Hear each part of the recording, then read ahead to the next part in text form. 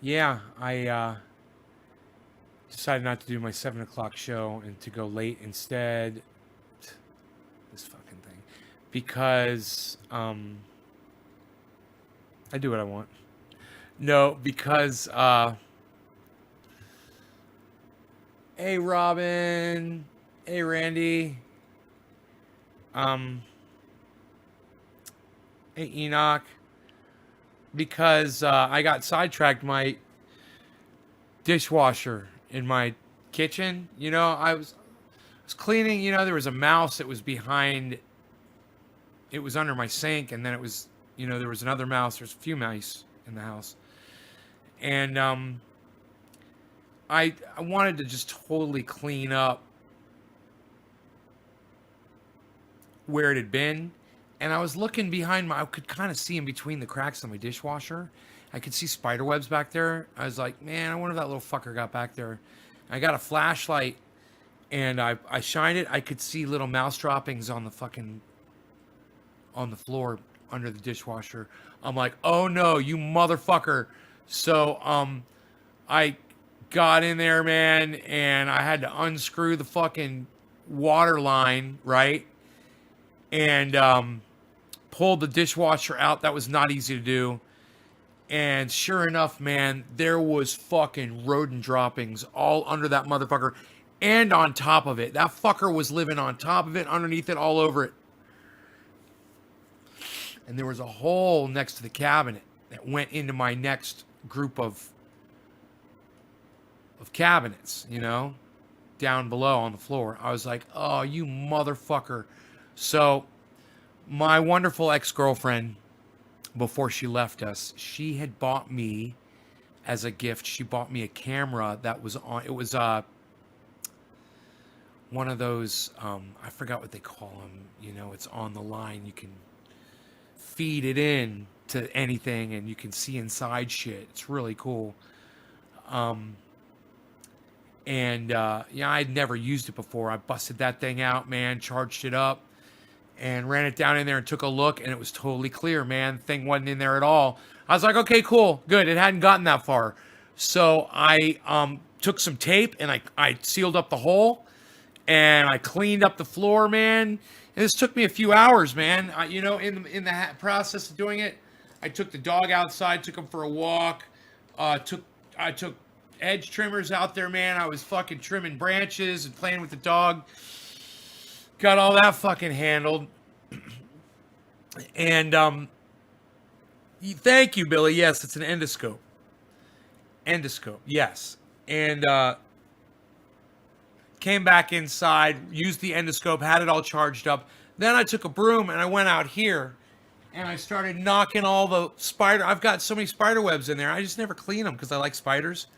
But I was like, no, you guys got to go. And I was really gentle, and they all got to run away, And I just very slowly and deliberately got rid of all their webs, and they all crawled off. And I cut the branches down that were blocking the view of the waterfall. You probably don't notice it, but there were a bunch of mullein plants that had grown up and kind of were obscuring the view of the waterfall. I did that.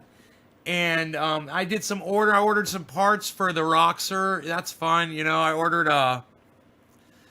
what did I get for it? I got a windshield and some side mirrors, and I'm thinking about getting a front and rear bumper for it. It's got bumpers on it, but they're pretty fucking chintzy, man. They got some badass, really tough ass bumpers, man, where you could push shit with, and I plan on getting into it with that thing. It's not just for. It's gonna get used. Hey Gene, hey Brian, let me say hi to everybody. Robin, Randy, Enoch, Ron Schwartz. And I was going to eat dinner and I never did. I just worked right through dinner. I had pizza. I was just going to heat it up. I had tomatoes. I was going to slice it. I had the whole thing planned out. And I fucking just ended up cleaning all that shit, And man, you should have seen what I did. I should have made a fucking video. It was so dirty back there. I got it so clean. I got everything put back. It was all nice, man. I did good. I did a lot of work, man. And, instead of coming and getting high with you guys at 7 o'clock. And I really wanted to do that, but I was still high from the earlier show. And I like to just kind of get sober in between each show. I like to, you could call it a tolerance break in between each show. I like to have a clear head, for a while. And I think about stuff, where I'm at and where I'm headed. Ron, Chantel, Kat, Aaron, Billy, James McGill, Daniel Padilla, hey, Robin, Billy, Brian Evans, Doc, hey, Doc, Lane, Aaron, Doc, that looks like such a sweet ride.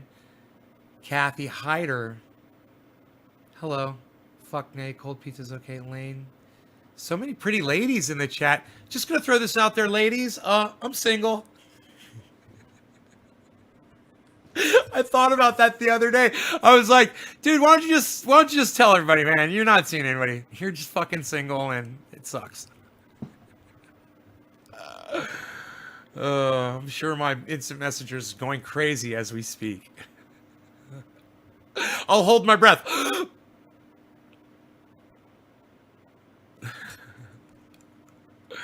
So, yeah, man, we got this going on. Hey, Dottie, call me. Oh, you're Dottie. Hey, Dottie, you call me Ben. What's up, hon? How are you? Nice to see you. Everyone calls me Nay on the live stream, but people that I know personally, I don't require that. You can call me whatever you want, Dottie. How are you? And I'm so glad that you're here. I hope you got your husband with you. Let me know, and I can address both of you guys. Her husband is all ate up with cannabis, which is, just like me, really cool. They are actually friends with Eddie Lepp. For those of you guys who don't know who Eddie Lepp is, he's kind of a folk hero around here in Lake County, where I live. And it's because years ago, about 7 years ago or so, could have been a little bit more, he had told the county and the federal government to basically go fuck themselves, that he was going to grow as many cannabis plants on his property as he possibly could. And he did. He had, I believe, 700, correct me if I'm wrong, I think he had 750,000 cannabis plants on his property. I believe it was that many. That's the story. It's like a Paul Bunyan story. The number gets bigger every time somebody tells it. You won't call me late for dinner? Oh, thanks, Dottie.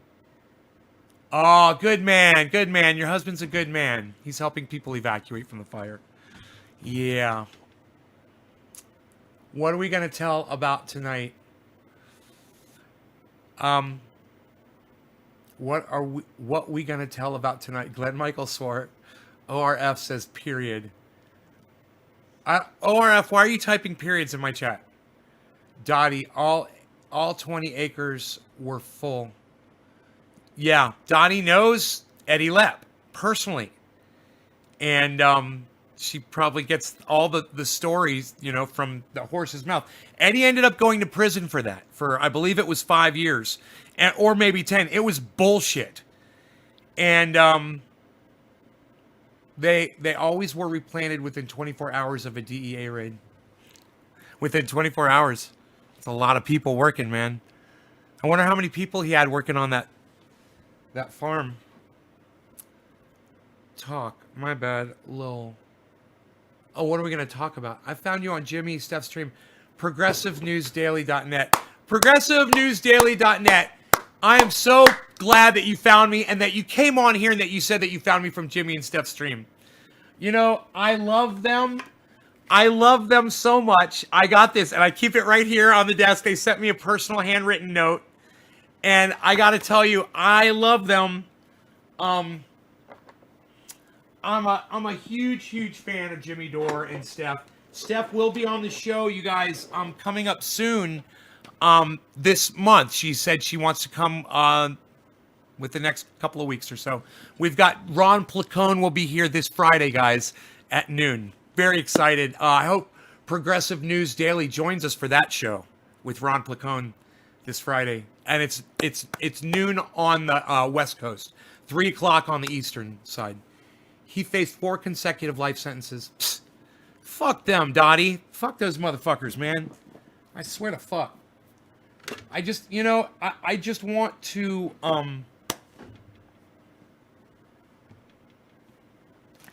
it just makes me want to strangle the Nancy Graces of the world. This bud's for you. This bud's for you too, Progressive News Daily. Really good. And we're going to be covering something that the Rational National put up. I don't know if you guys are familiar with him, but he's along the lines of Graham Elwood and Ron Placone, Jimmy Dore.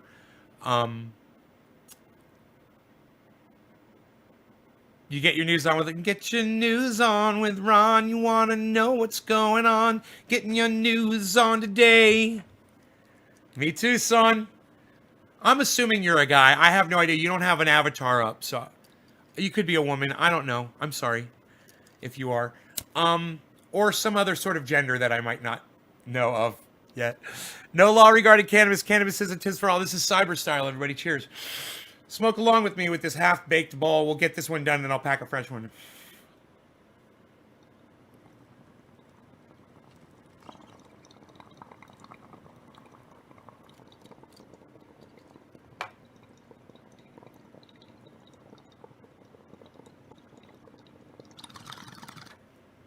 Whatever's in the bowl, hon.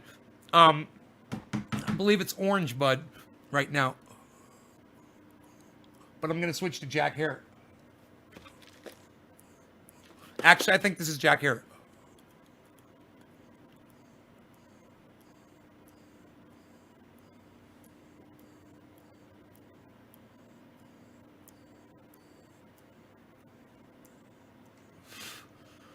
You and Ron should do a duet. Yes, we should. We already did a duet on the interview. That's right, we did. We did Get Your News On with Ron together. How did you get the name Nay? A friend of mine nicknamed me Banane years ago, and it just fell into Nay to make it easy and short. People just started calling me Nay. Happened a long, long time ago. Just shortly after high school, I got that nickname. I preferred that to Stoner Ben. You know, much, much better.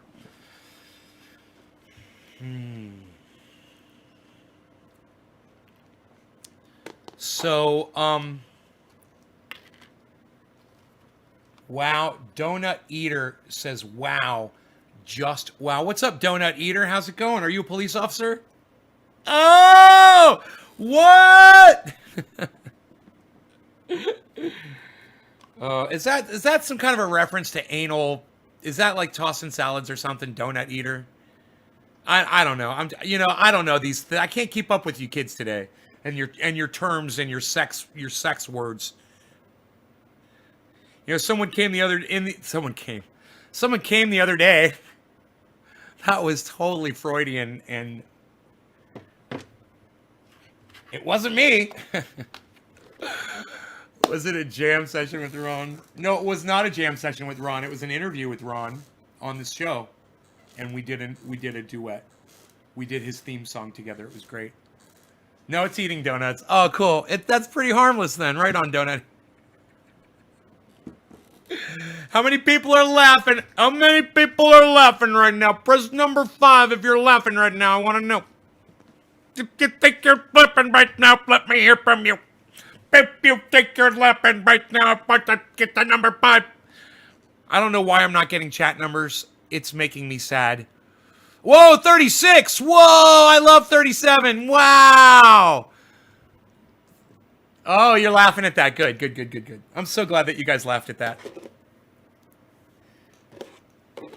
You know, if I ever make you laugh, you could just type haha. That way I know you're laughing with me.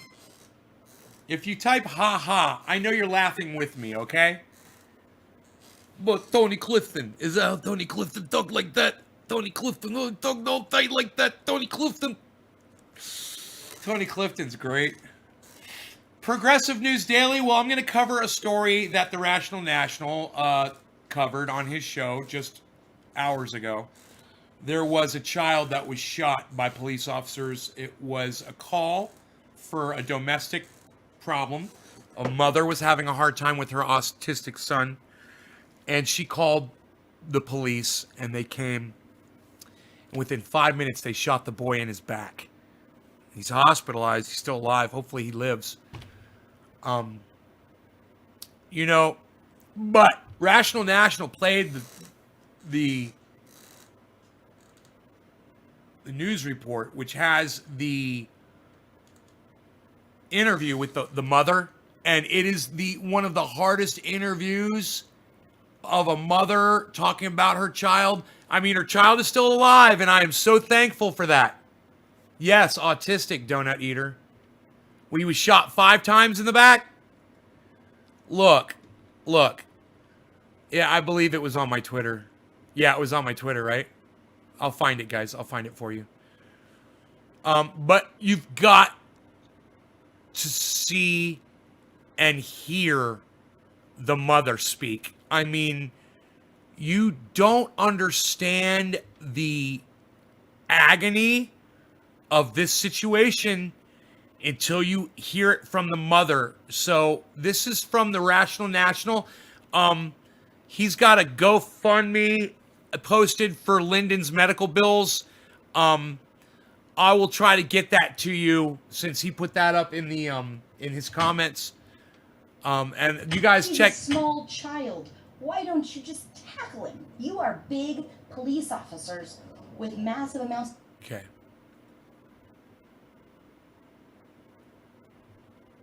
This is the Rational National on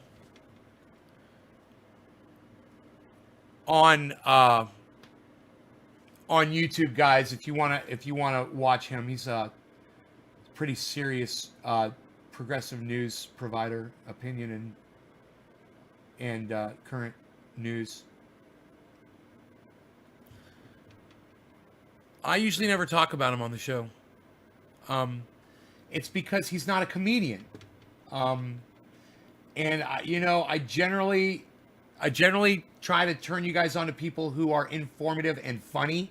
He's more of a serious guy, but I think you'll like him. I mean, even Kyle Kalinske fucking cracks me up all the time. You know, Kyle Kalinski's got a great sense of humor. He's a small child. Why don't you just tackle him? You are big police officers with massive amounts of resources. Police in Utah shot a 13-year-old autistic boy several times after his mother called the police because he was having a mental health episode. Now, as you're going to see from the video, she called specifically for a mental crisis call. She was expecting whoever arrived. Now look, I've never played Rational National on here. I don't know. He's probably legit as fuck. He's probably partnered. He's probably doing monetization. He could very well be instantly copyrightable as soon as that stuff goes up. And I could be taking a big risk here. So I'm going to flip him over backwards. Just play it safe. And we'll play him a little faster. And then that should avoid the copyright issues. But, not to take away from his thing that he's got going on.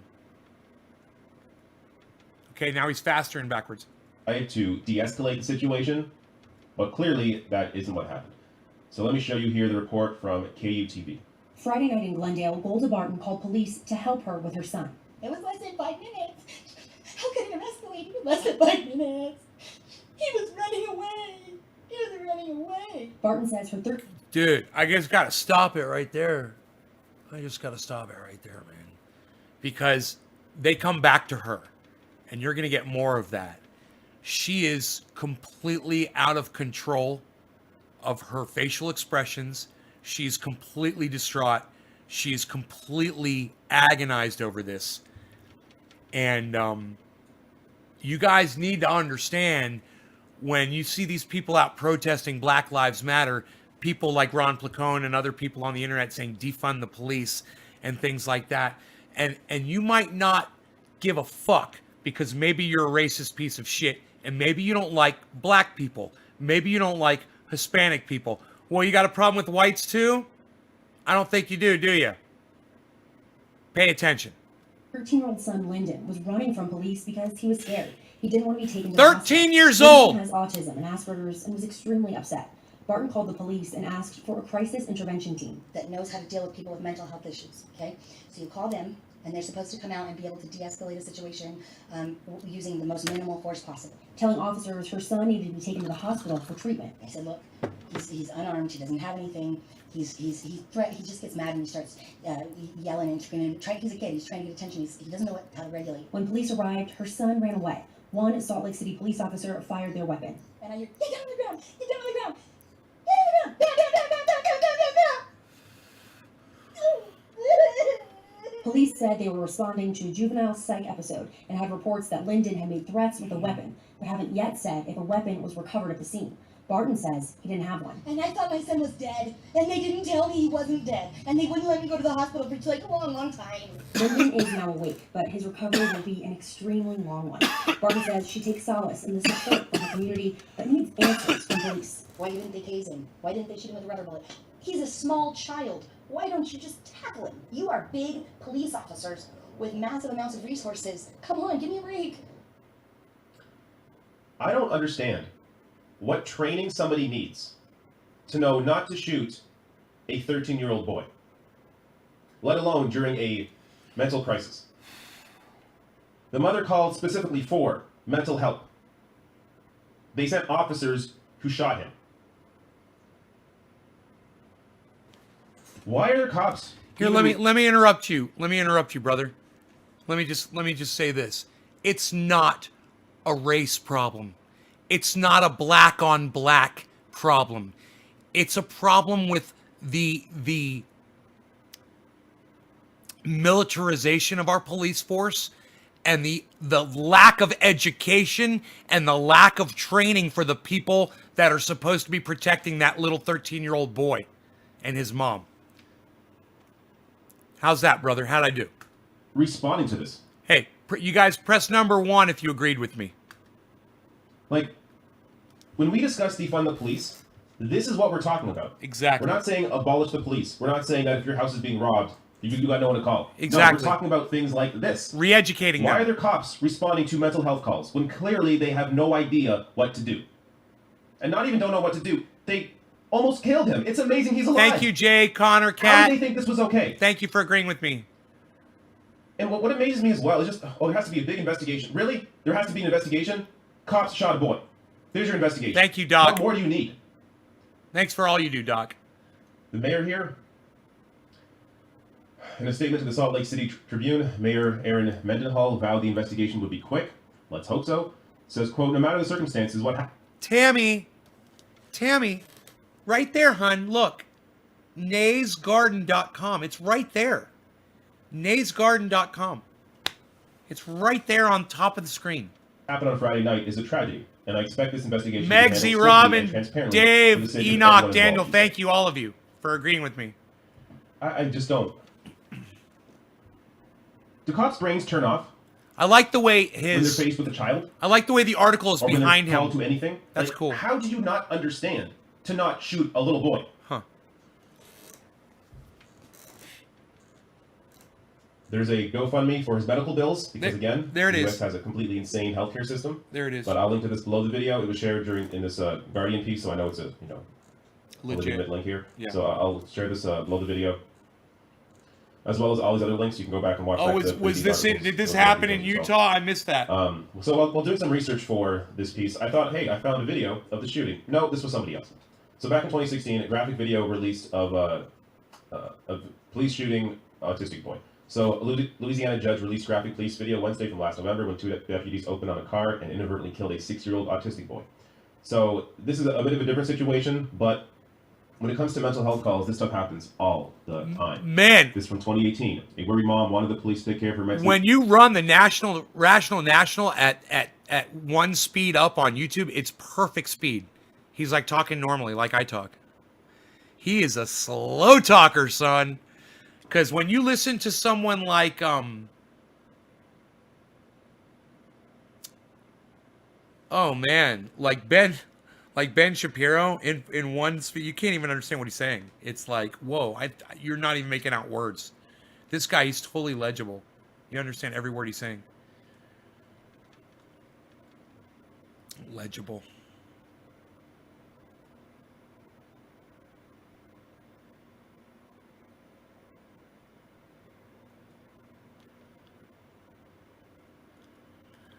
So, the problem is the police, and when you hear people say Black Lives Matter, ow. When you hear people say Black Lives Matter, it's the it's white lives too, guys. Like this autistic kid.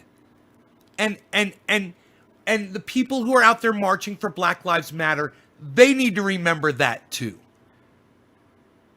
That is the utmost important thing right there. Is that the people that are out in the street marching for Black Lives Matter need to remember that they're marching for this little white 13-year-old boy. And everyone that's anti-Black Lives Matter that might be a Republican or might be a Trump supporter needs to remember this one simple thing, and it's so easy to remember. Police are shooting white people too. They're shooting white children. It's a systemic problem. It's not just black people. And when the Republicans and the people leaning right and the Trump supporters say that you need to look at blacks killing blacks, that's a bigger problem. No. You need to look at police shooting fucking everybody, man. That's a big problem. And you can't really just look at domestic problems. Domestic shit's gonna happen. It's a systemic giant problem, way bigger than police brutality. Of course it is. But the police brutality is right here in front of our faces where we can see it and where we know what the solution is. I wrote a bill for Congress. Well, shit, right there it says I've written 4 of them. You can't really see it. I've written 4. And one of them, the first one, I believe, was the bill to end police brutality. It was so simple. It's not restrictive, and every police officer out there should agree with everything that I said. And was it Kamala Harris that didn't want body cams on cops? Computer. Did Kamala Harris fight against body cams for police officers? I don't know. You're a fucking idiot! Shut up! Blue. Make her smarter, Billy. Alright. I don't know where my phone's somewhere else. It's in the other room. Whatever. I'm gonna just type it in. What was the question? What was my question? Kamala Harris. Body cams.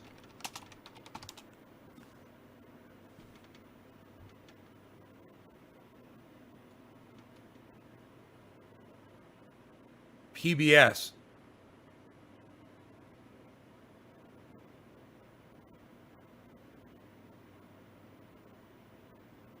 Oh, she began requiring body cameras. My bad. I think I have it backwards. Okay. I knew it was something about her and body cams on police officers. I thought she was against them. Kamala Harris is for body cams on police officers. I dig that. That's just facts. Though that's just facts. That the camera produces facts for evidence. It's unedited factual data can be used to prove an officer's innocence as much as a victim's. There should be required on not only all police officers, but more people out there should consider having them in their cars.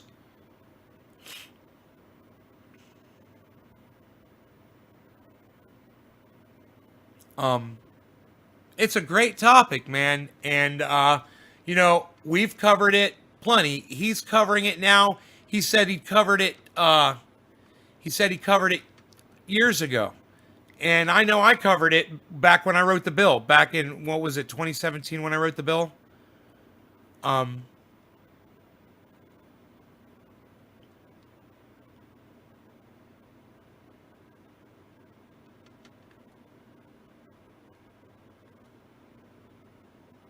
Yeah. So check this out. Rational National's been doing it for 4 years. He's got 315,000 subscribers on YouTube. That's how many subscribers I'd have times, well, he says 4 years, that's 10 years. I'd have double that. I'd have 500,000 subscribers if they weren't deleting them from me. See, if I was nice and I followed their rules and I was like the Rational National, I'd be a god on YouTube. I'd have millions and millions and millions of views on my videos. Well, what can you say? He's better than me. What can you say, man? He played their game. He played ball. He played ball. And he won. Me, I don't like to play ball. I don't like to play ball. I lose.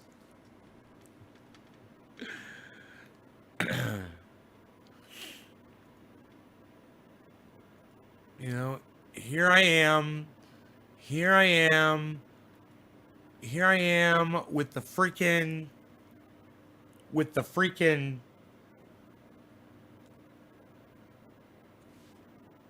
the cursing, you know, and the cannabis smoking on every frigging show, rubbing people the wrong way. People just don't like me, man. People just don't want to watch. Hey, I understand. Okay, cool. I get it. That's cool. I mean, it just would have been nice if I could have kept the ones that wanted to, you know? Stupid Lefty said, wait, what happened? What happened to what? Pigs shoot autistic. Oh, is Stupid Lefty in here? Join my live, duh.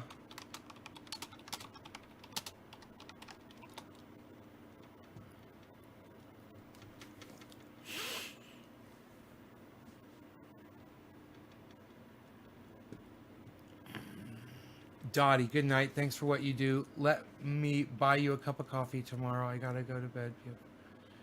People the wrong way makes me think. No, it's not good to rub people the wrong way. It's not good to rub people the wrong way. No. It's not good to rub people. I disagree with that.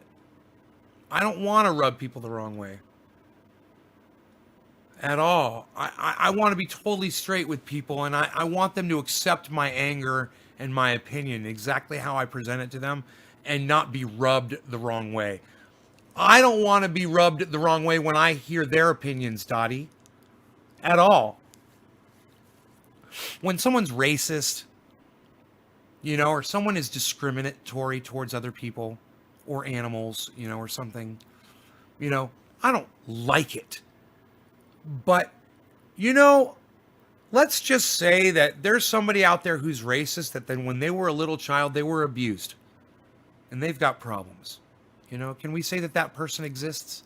Well, if that one person exists, then I bet you there's a whole bunch of them out there. And it's not their fault. And if we can not rub them the wrong way, Dottie, but instead reach out to them and listen to what they're saying, and maybe in the hopes that they're going to listen to what we're saying and that we will be able to touch each other in ways in which we have not been doing, because the only ways we've been touching each other is with our fucking fists and with guns, and that shit has to stop. And I'm more than happy to lead the charge to peace. You know, I'm more than happy. You know, I was a very bad person for a very long time on the internet. You know, abusing the keyboard, being the keyboard warrior. You know, it started out with flame wars, and then when the video came, and then I was a bully, you know, and then I used it. I had a bully pulpit, you know, and I abused it, and I got, you know, tried and and fucking found guilty and lost a lot, you know, and it's a life sentence. Maybe it's a lifetime sentence. You know, maybe not. You know, maybe the show is about to freaking explode beyond what anybody, myself, or anyone has ever imagined, and people are just going to start coming to it when it's on. You know, maybe. Or maybe, you know, people just won't be informed when I'm live, and maybe the algorithms are too strong. You know, who knows? I try to go live at the same times. But see, that's just it.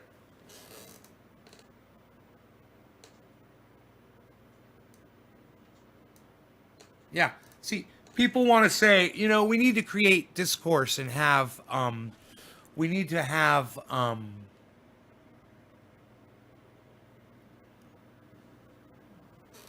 we need to have basically chaos before we can rein in sanity. And I don't agree with that. You know, some people are, Dottie, some people are with the, and this isn't along the lines of what you said at all, but I'm going somewhere else with it. Some people say we need to burn it all down. John Henry, I don't know what you mean by, do you like Elizabeth's? I don't, is that some kind of a new sex thing that I don't know about? I don't know. Let me know. You know, is he coming in here to throw the new sex term at me that I don't understand because I'm an old man that lives on a mountaintop and sees no action ever again for the rest of his life? It was a sad existence, and it was a never-ending story. It was epic. The lack of sex in my life is epic.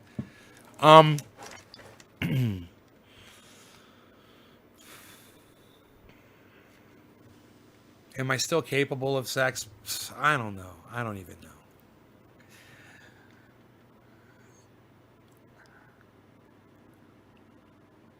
I'm going down this road.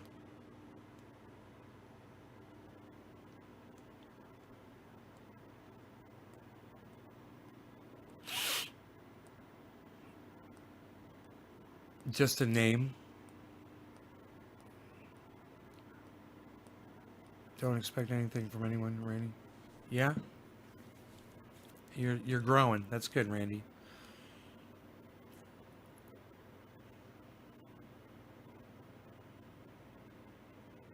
There are people dying, and we've got to lend a hand to love, the greatest gift of all. We are the world. We are the children. We are the ones who make a brighter day. So let's start giving. There's a choice we're making. We're saving our own lives. It's true, we make a brighter day. Yeah, let's start giving. Ooh, let's start giving. I should do it in the voice of each person that sings in there. Isn't Cyndi Lauper in there somewhere? We are the world.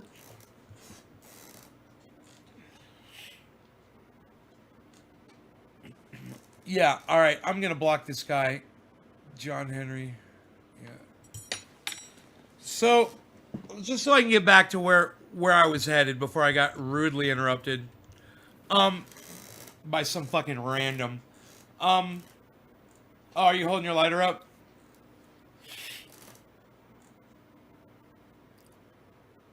We have an opportunity to, instead of trying so hard to win people over with our ideas, we finally have an opportunity right now to start just getting along. Well, Dottie, what if people are just set in their ways and they don't want to listen to what you have to say? Let me tell you something, Dottie. I don't know really which side you reside politically, but I found to just step away from politics completely is the best thing for everybody. Well, everybody just step away from it. And if you have your political views, fine, you know, and then you go to the voting booth and you do what you got to do. But I really don't think that we are at a point right now where discourse is changing people's votes and changing their opinions. You know, I think Donald Trump and Joe Biden are their own worst enemies, and they're going to do what they're going to do. And that's going to be what dictates who's the next president. is how these guys either fly or fail throughout, the next several months. I mean, we don't need to be engaging violently. And let me tell you something. It all starts with trying to rub each other the wrong way. I see it on Twitter. And Dottie, I'm not trying to bring you down at all. Trust me, I'm not. I'm just, I know you said you misspoke, you used the wrong terminology, but I see people doing that with memes, trying to perpetrate. We've got someone here guilty of it. One of my audience members, he had said, dude, I got blocked by Graham Elwood. Graham Elwood he's a movie producer. You would agree with me? Thank you, hon. He's a movie producer. I don't know if you know who Graham Elwood is. He's a stand-up comedian, and he's a podcaster, and he's featured on Jimmy Dore. He tours with Ron Placone, and he does so much for so many people. He's done things for me he's not even aware of, just from the movie Earbuds that he directed and wrote. But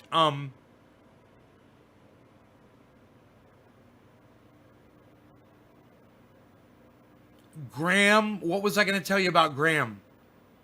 I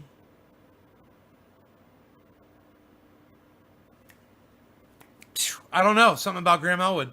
He's great. Check him out. He was just on the show. We just had him on. We're going to have Ron Placone on this Friday. Make sure you tune in for that interview. That's going to be exciting. I can't wait.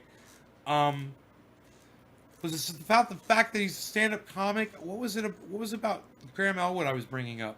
Something he said. Man, I have to go back. I wish I could go back and listen to what I was... Could someone tell me where I was? Was anybody paying attention to what I was saying? Rubbing people the wrong way.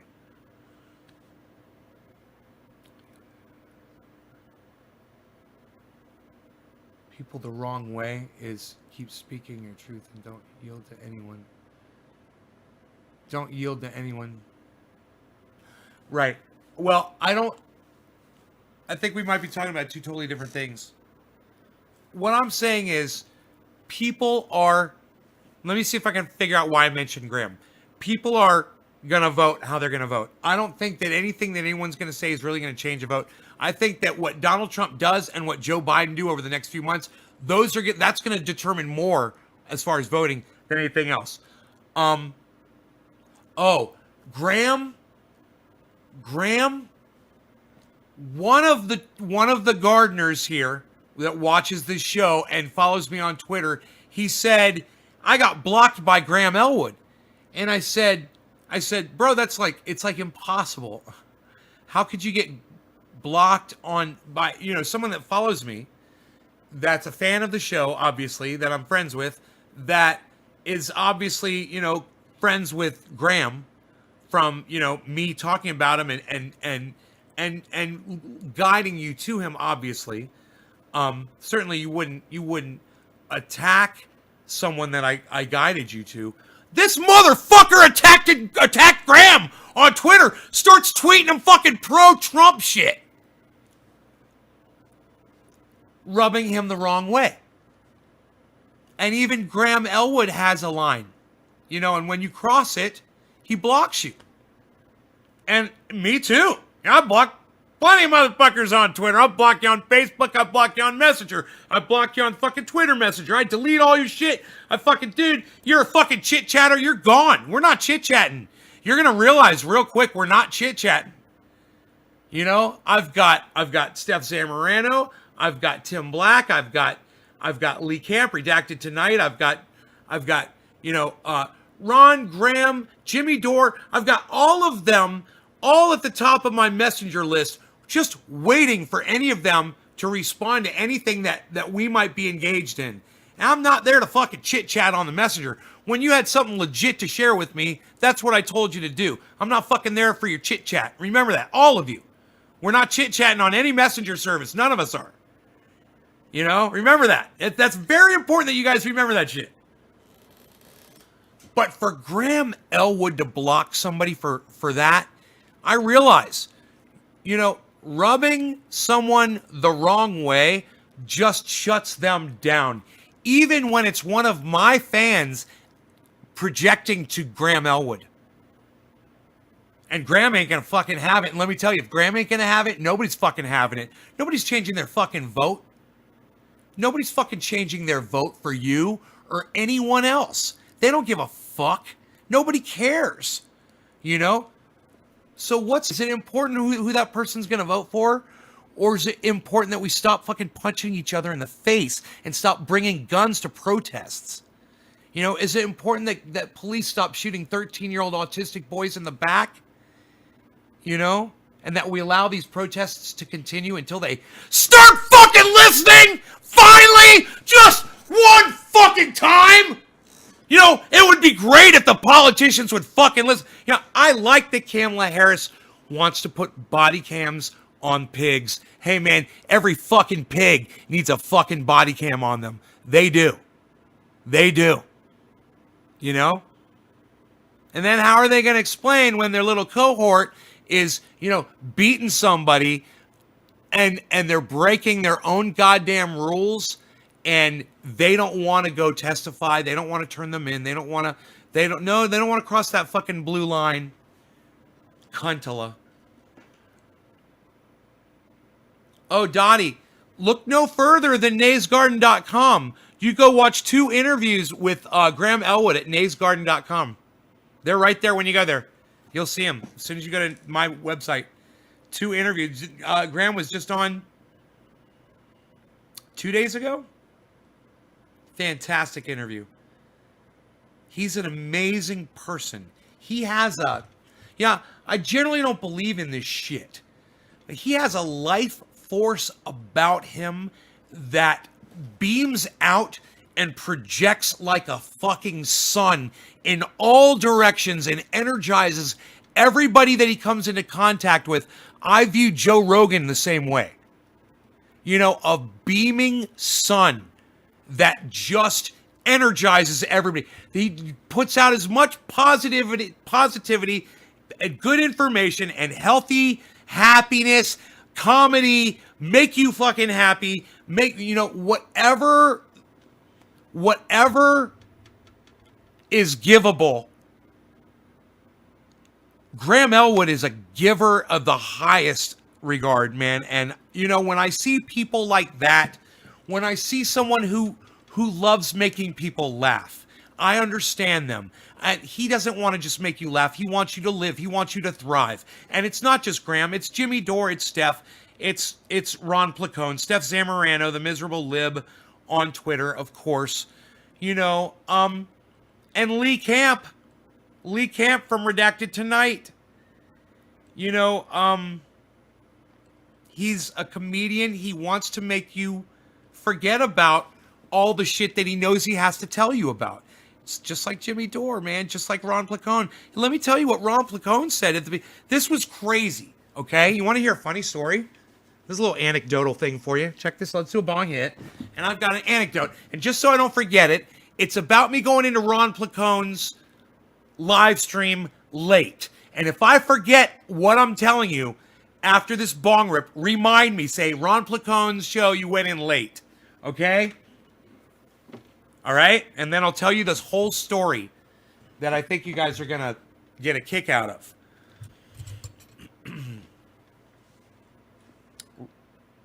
Ron Placone got, dude, if somebody's testing me right now, you're going to go down. I swear to fuck. Oh. You're going to go down.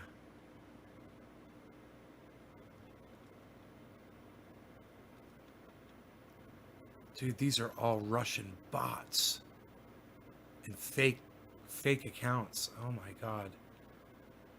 Huh. Interesting.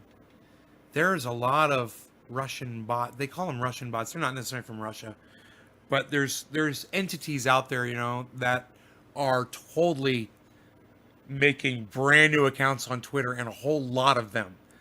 And you'll put something up there, and all of a sudden, every account that's liking your shit has like, 30 followers. They're following like 200 people and they've got like 15 followers. It's very suspicious. Yeah, Megsy. Again, yes, again. I'll check it out. Speaking of Joe Rogan, I tried TMT the first time last week. I'm prepared now to help change the world in love. Dottie, right on. Right on. Okay, so, this is the orange bud we're going to grab. Let's see how orangey. God, man. So sweet. Orange funkiness. It's just like so perfect. Such a perfect balance of that. Oh, and then when you break it open, it's like, oh, fucking citrus. Orange. Dottie, I can't wait to break open one of these orange buds for you and let you smell it. Tomorrow morning. Tomorrow morning. You don't know any cute single girls, do you? I should have said gals. I'm 52. I need to start saying gals instead of girls.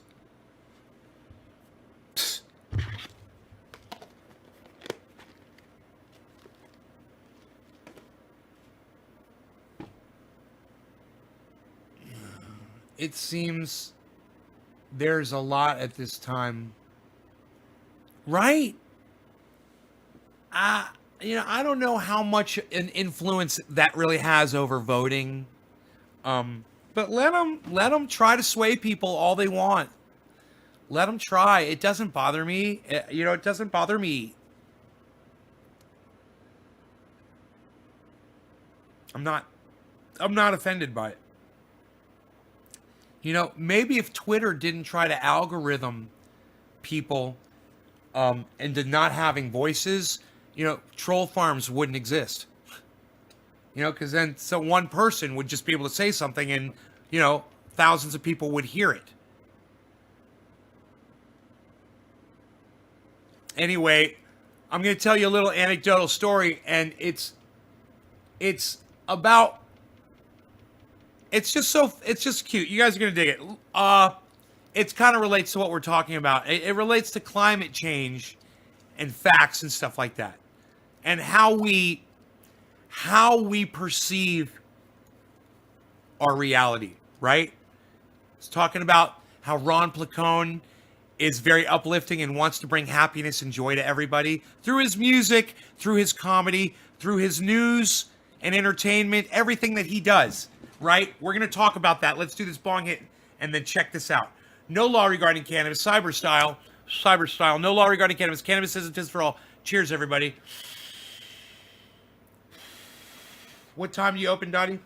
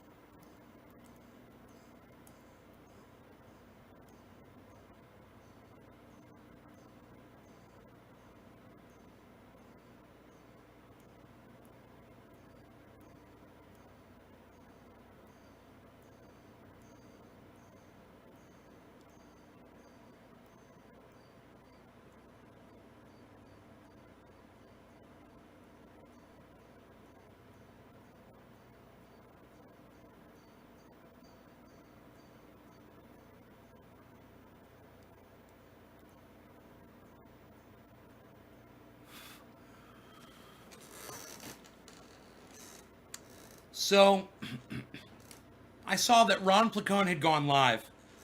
I was out walking the dog.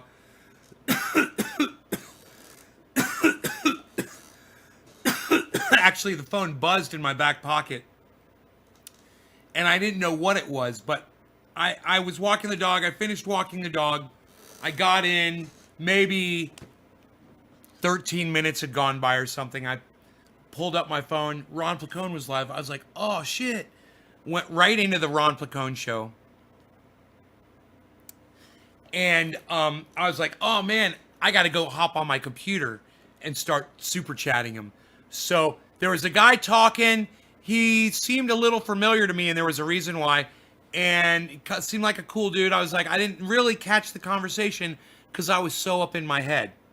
I was being a little narcissistic and thinking about myself, right? I wasn't paying attention. What's funny is, by the time I settled down and got my computer up, pulled his screen up on my computer and started watching, I was trying to super chat. And I started to super chat, and the conversation was going on. And then all of a sudden, I heard one of them say, yeah, it's getting, the climate, the global temperature's rising.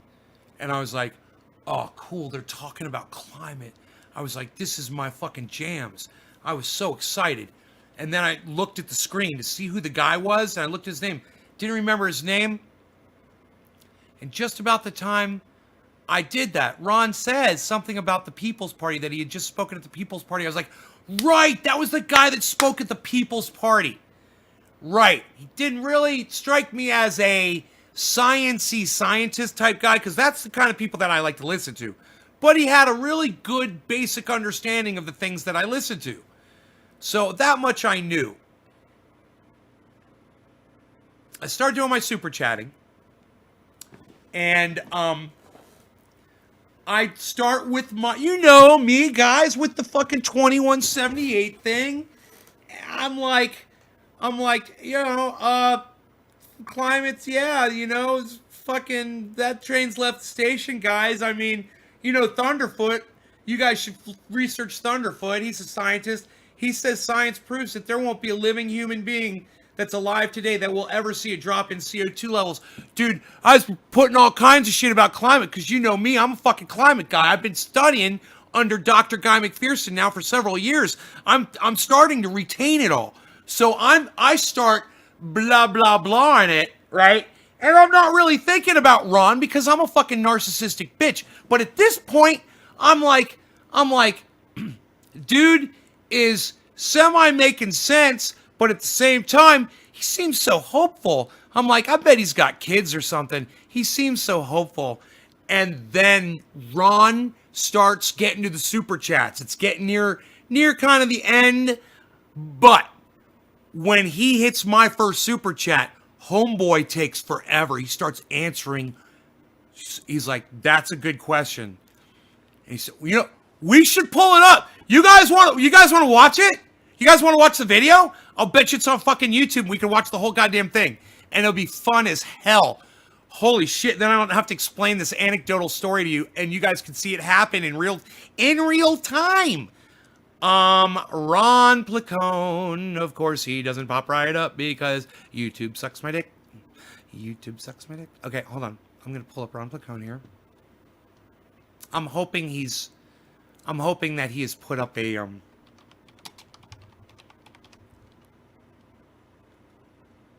I'm hoping that, wow, people search Ron Placone Nate's Garden. Really? You guys are awesome. Thank you guys on YouTube for searching Ron Placone Nate's Garden. Holy shit.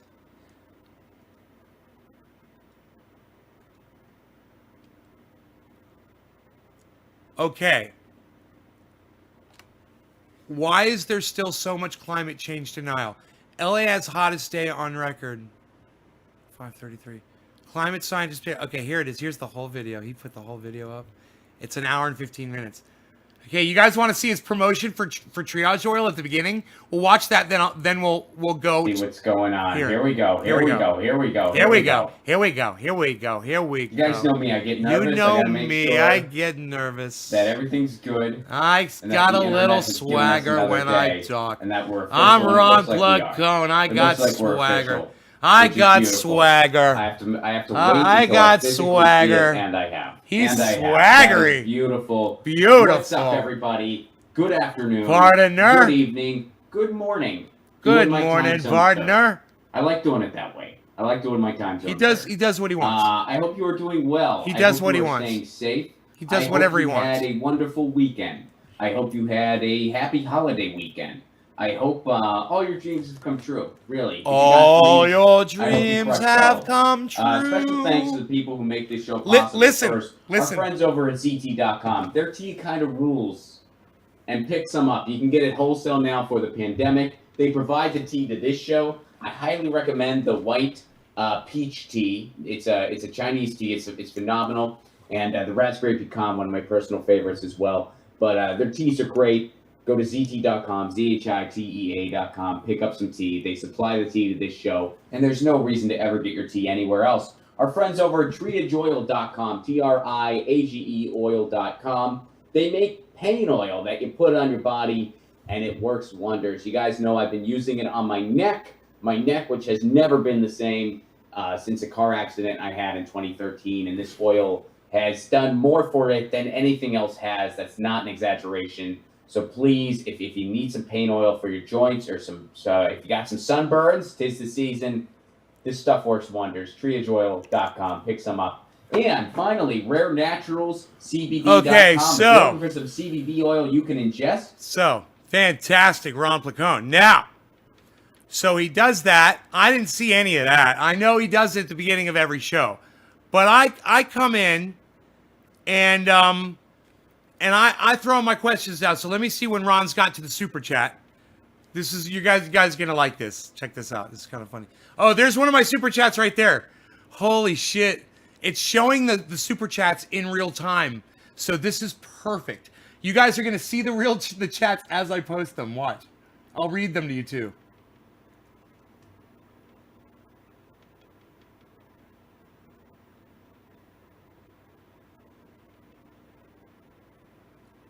Okay, there's the chats. Okay, and that says that's from them. That's okay. Let's go back.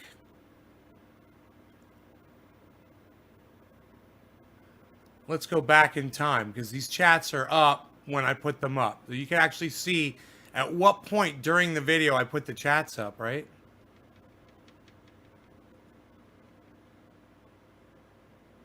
Chat's not changing. Huh. And not having to. I don't know why the chat's not changing. Huh. That's weird. I guess I gotta refresh the page. Oh, or do I gotta move the chat?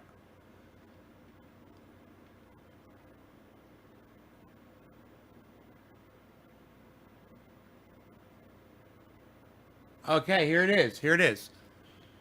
Thunderfoot says science proves none of us will be alive to ever see a drop in CO2 levels. Check him out. Okay, so I put that up. Kind of pretend or give these vibes that it's, if we seem calm, if we speak, if we kind of give the science and talk about the plots and we don't give any context for what this means. Let me find where he's talking Policy about. standpoint in the United States will have to follow.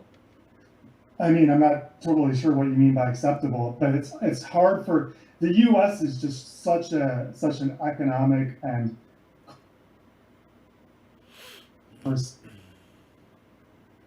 until we have to, abandon coastal cities and we have to abandon. Oh, this is huge swaths near the equator. This is Indonesia. This is the India, conversation that I started right here. South America and Central America, Here, let me go back. And the sense of being just, I think it would be great to feel like our country was kind of back in the game again and that we could be proud of it. This is it. Hold on. Is it acceptable that other parts of the world will lead from a policy standpoint and the United States will have to follow? Where we are now. I think one thing I hope we've learned is that we can't just be, those of us with privilege, maybe the white middle class, can't just sit on the sidelines for decades while these changes kind of gradually happen and allow, I'm totally sure what you mean by acceptable, but it's and damn. the sense of. And the only things that I'm proud of are things that I've always been proud of. I mean, I'm proud of a lot of the cultural No. things the United States, has done. Like a lot of my favorite music in the whole wide world was made here. And then the Violent Femmes really immortalized that. This is before he read my question. There's a lot of literature that I love that was made. I think here. it's coming up.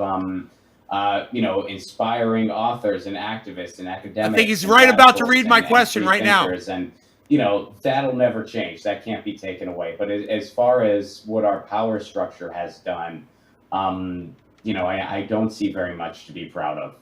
There were little things here and there. There were some concessions here and there. That again, the only reason that happened was because of those movements we've been talking Here, about. I'll speed it up. And I've been proud of that. But as far as an overall, USA, I couldn't tell you. I mean, and this is a historic moment because of the climate and ecological emergency that we're in. The decisions we make. If you guys are still with me, press 5. Give me a high five if you're still with me. Have ripples on Press this 5. planet, not just for the next few decades, All but of you. for thousands of years. That's remarkable to me.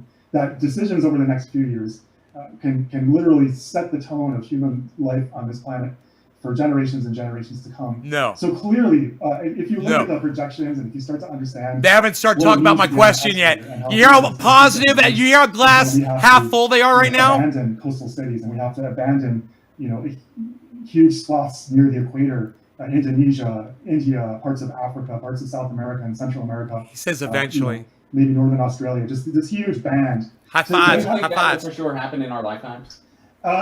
It's very hard for me to say, and it still very, very much depends on what humans decide to do. Okay. So again, Right. Did you hear what he just said? I heard that and I laughed. I was in the kitchen listening and I was laughing. I'll never forget this. I was laughing and I felt so bad. I said, if he reads my super chat question, it's going to completely change. Wait, guys, just wait. This is going all ending up somewhere. Trust me, man. You guys have got to try to keep up with this. Okay? Watch what happens. And we come off of fossil fuels and we destroy the fossil fuel industry. Like our lives depend on it. We can save so much damage. If we sit on our hands and just procrastinate for another decade, we're going to be well and truly fucked, my friends. And the historical moment that we're in, based on that physics, the physics of infrared photons is going up from the surface of our planet and hitting these little non-linear molecules like CO2 that start to vibrate and then re-emit that radiation back down. So that's how they act like a heat blanket. It's just basic quantum physics. It's going to keep getting worse. That's just the way I can. It's so easy to tweet about this. It's kind of sad, but you just make that prediction that things are going to get worse with 100% confidence. So to be adopting Green New Deal and to be kind of focusing our nation's future around this transition and Free around smoke. this transition. No law regarding cannabis. Cannabis is for all. Cheers. I'm going to try to blow as many smoke rings as I can for y'all. And to actually make this politically feasible, we need a just transition. It's the right thing to do, but it's also just the practical thing to do. It's the thing that'll work. But that's historic. And I want our nation to be on the right side of history. I want all the universities to divest and get on the right side of history. I want climate activists to stop flying in planes because they will eventually once they realize just how. I was rolling my eyes. One of the first things we should probably stop doing is stop with all the flying, just because we don't really need it. Like now we know that with this lockdown, humans lived fine and did their thing fine before we had planes. It's just to me, it's just such a frivolous thing, and it's so symbolic of our lack of will, both at the individual and at the collective level, to really to make changes. Right. So, but anyway, we all need every level, individual, city, state, federal, international. I want to see everyone get on the right side of history, because that side, what the right side is just so clear now. Well, what about touring performers like me?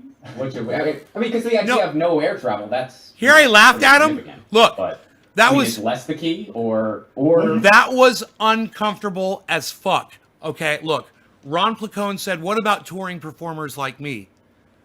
And the guy didn't take him seriously. He thought he was joking. He was like, "Oh yeah, touring performer, like you're." Yeah, he tours all over the fucking world, bro, and the fact that you didn't know that is insane. Yeah, he's a touring performer.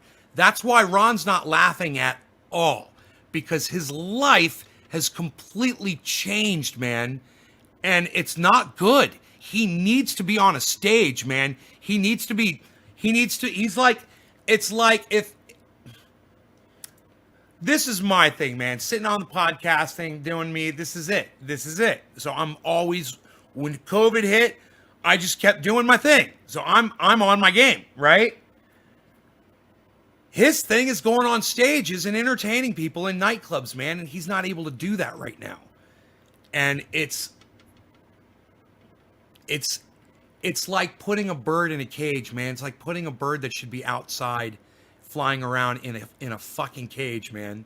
You know? That's why he's not laughing at all. And that guy just didn't get it, you know? He wasn't trying to be funny. He was being completely serious. That was really hard for me to watch. This is right when I sat down in front of the TV right here. Or should we start getting better with boats?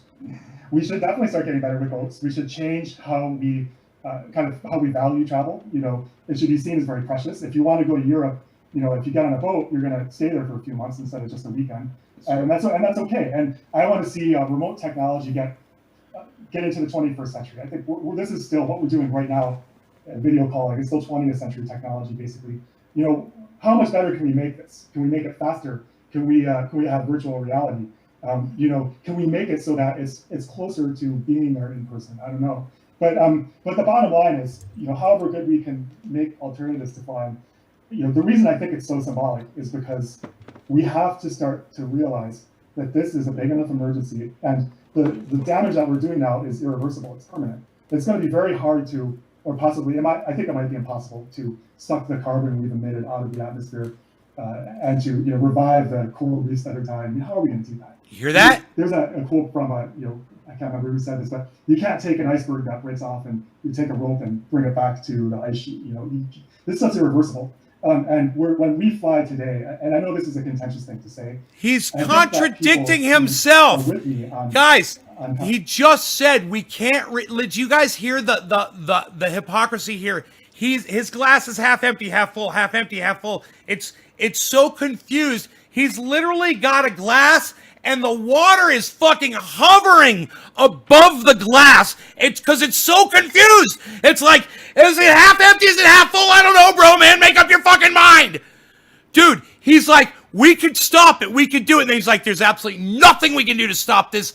It's fucking, dude, it's over. And then he's remembering something. And look, he's remembering something. And we're going to get to it. And then you guys are going to be like, oh, then you guys are going to be like, oh, fuck, nay, no way. Just wait. It's a huge buildup.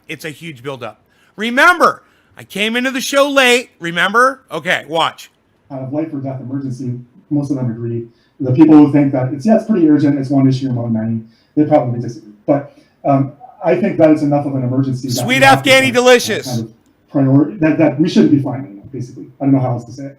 To me, it just feels like if I got on a plane now, I'd feel like I was somehow stealing from my children and from other people's children and from other creatures on this planet that are innocent in a really repugnant way. So I can't do it personally. And obviously I know this isn't going to fix the problem. I never said that not flying was a solution. It just irks me to see people who should know better still. Okay, fair enough. It's one of those things. Like if you really know better and you know this is an emergency and you're still flying around, the message you're sending to the public is that maybe it's not such a big deal. Maybe we can continue business as usual, and we haven't passed that threshold where we have to change everything because it's so serious, right? And that's what I want to see. I want to see us reach this place where we all kind of collectively realize, oh yeah, the fossil fuel industry, revoke that social license. It's not okay anymore for them to just keep, you know, producing this stuff that we then burn and put in the atmosphere. That's not okay anymore.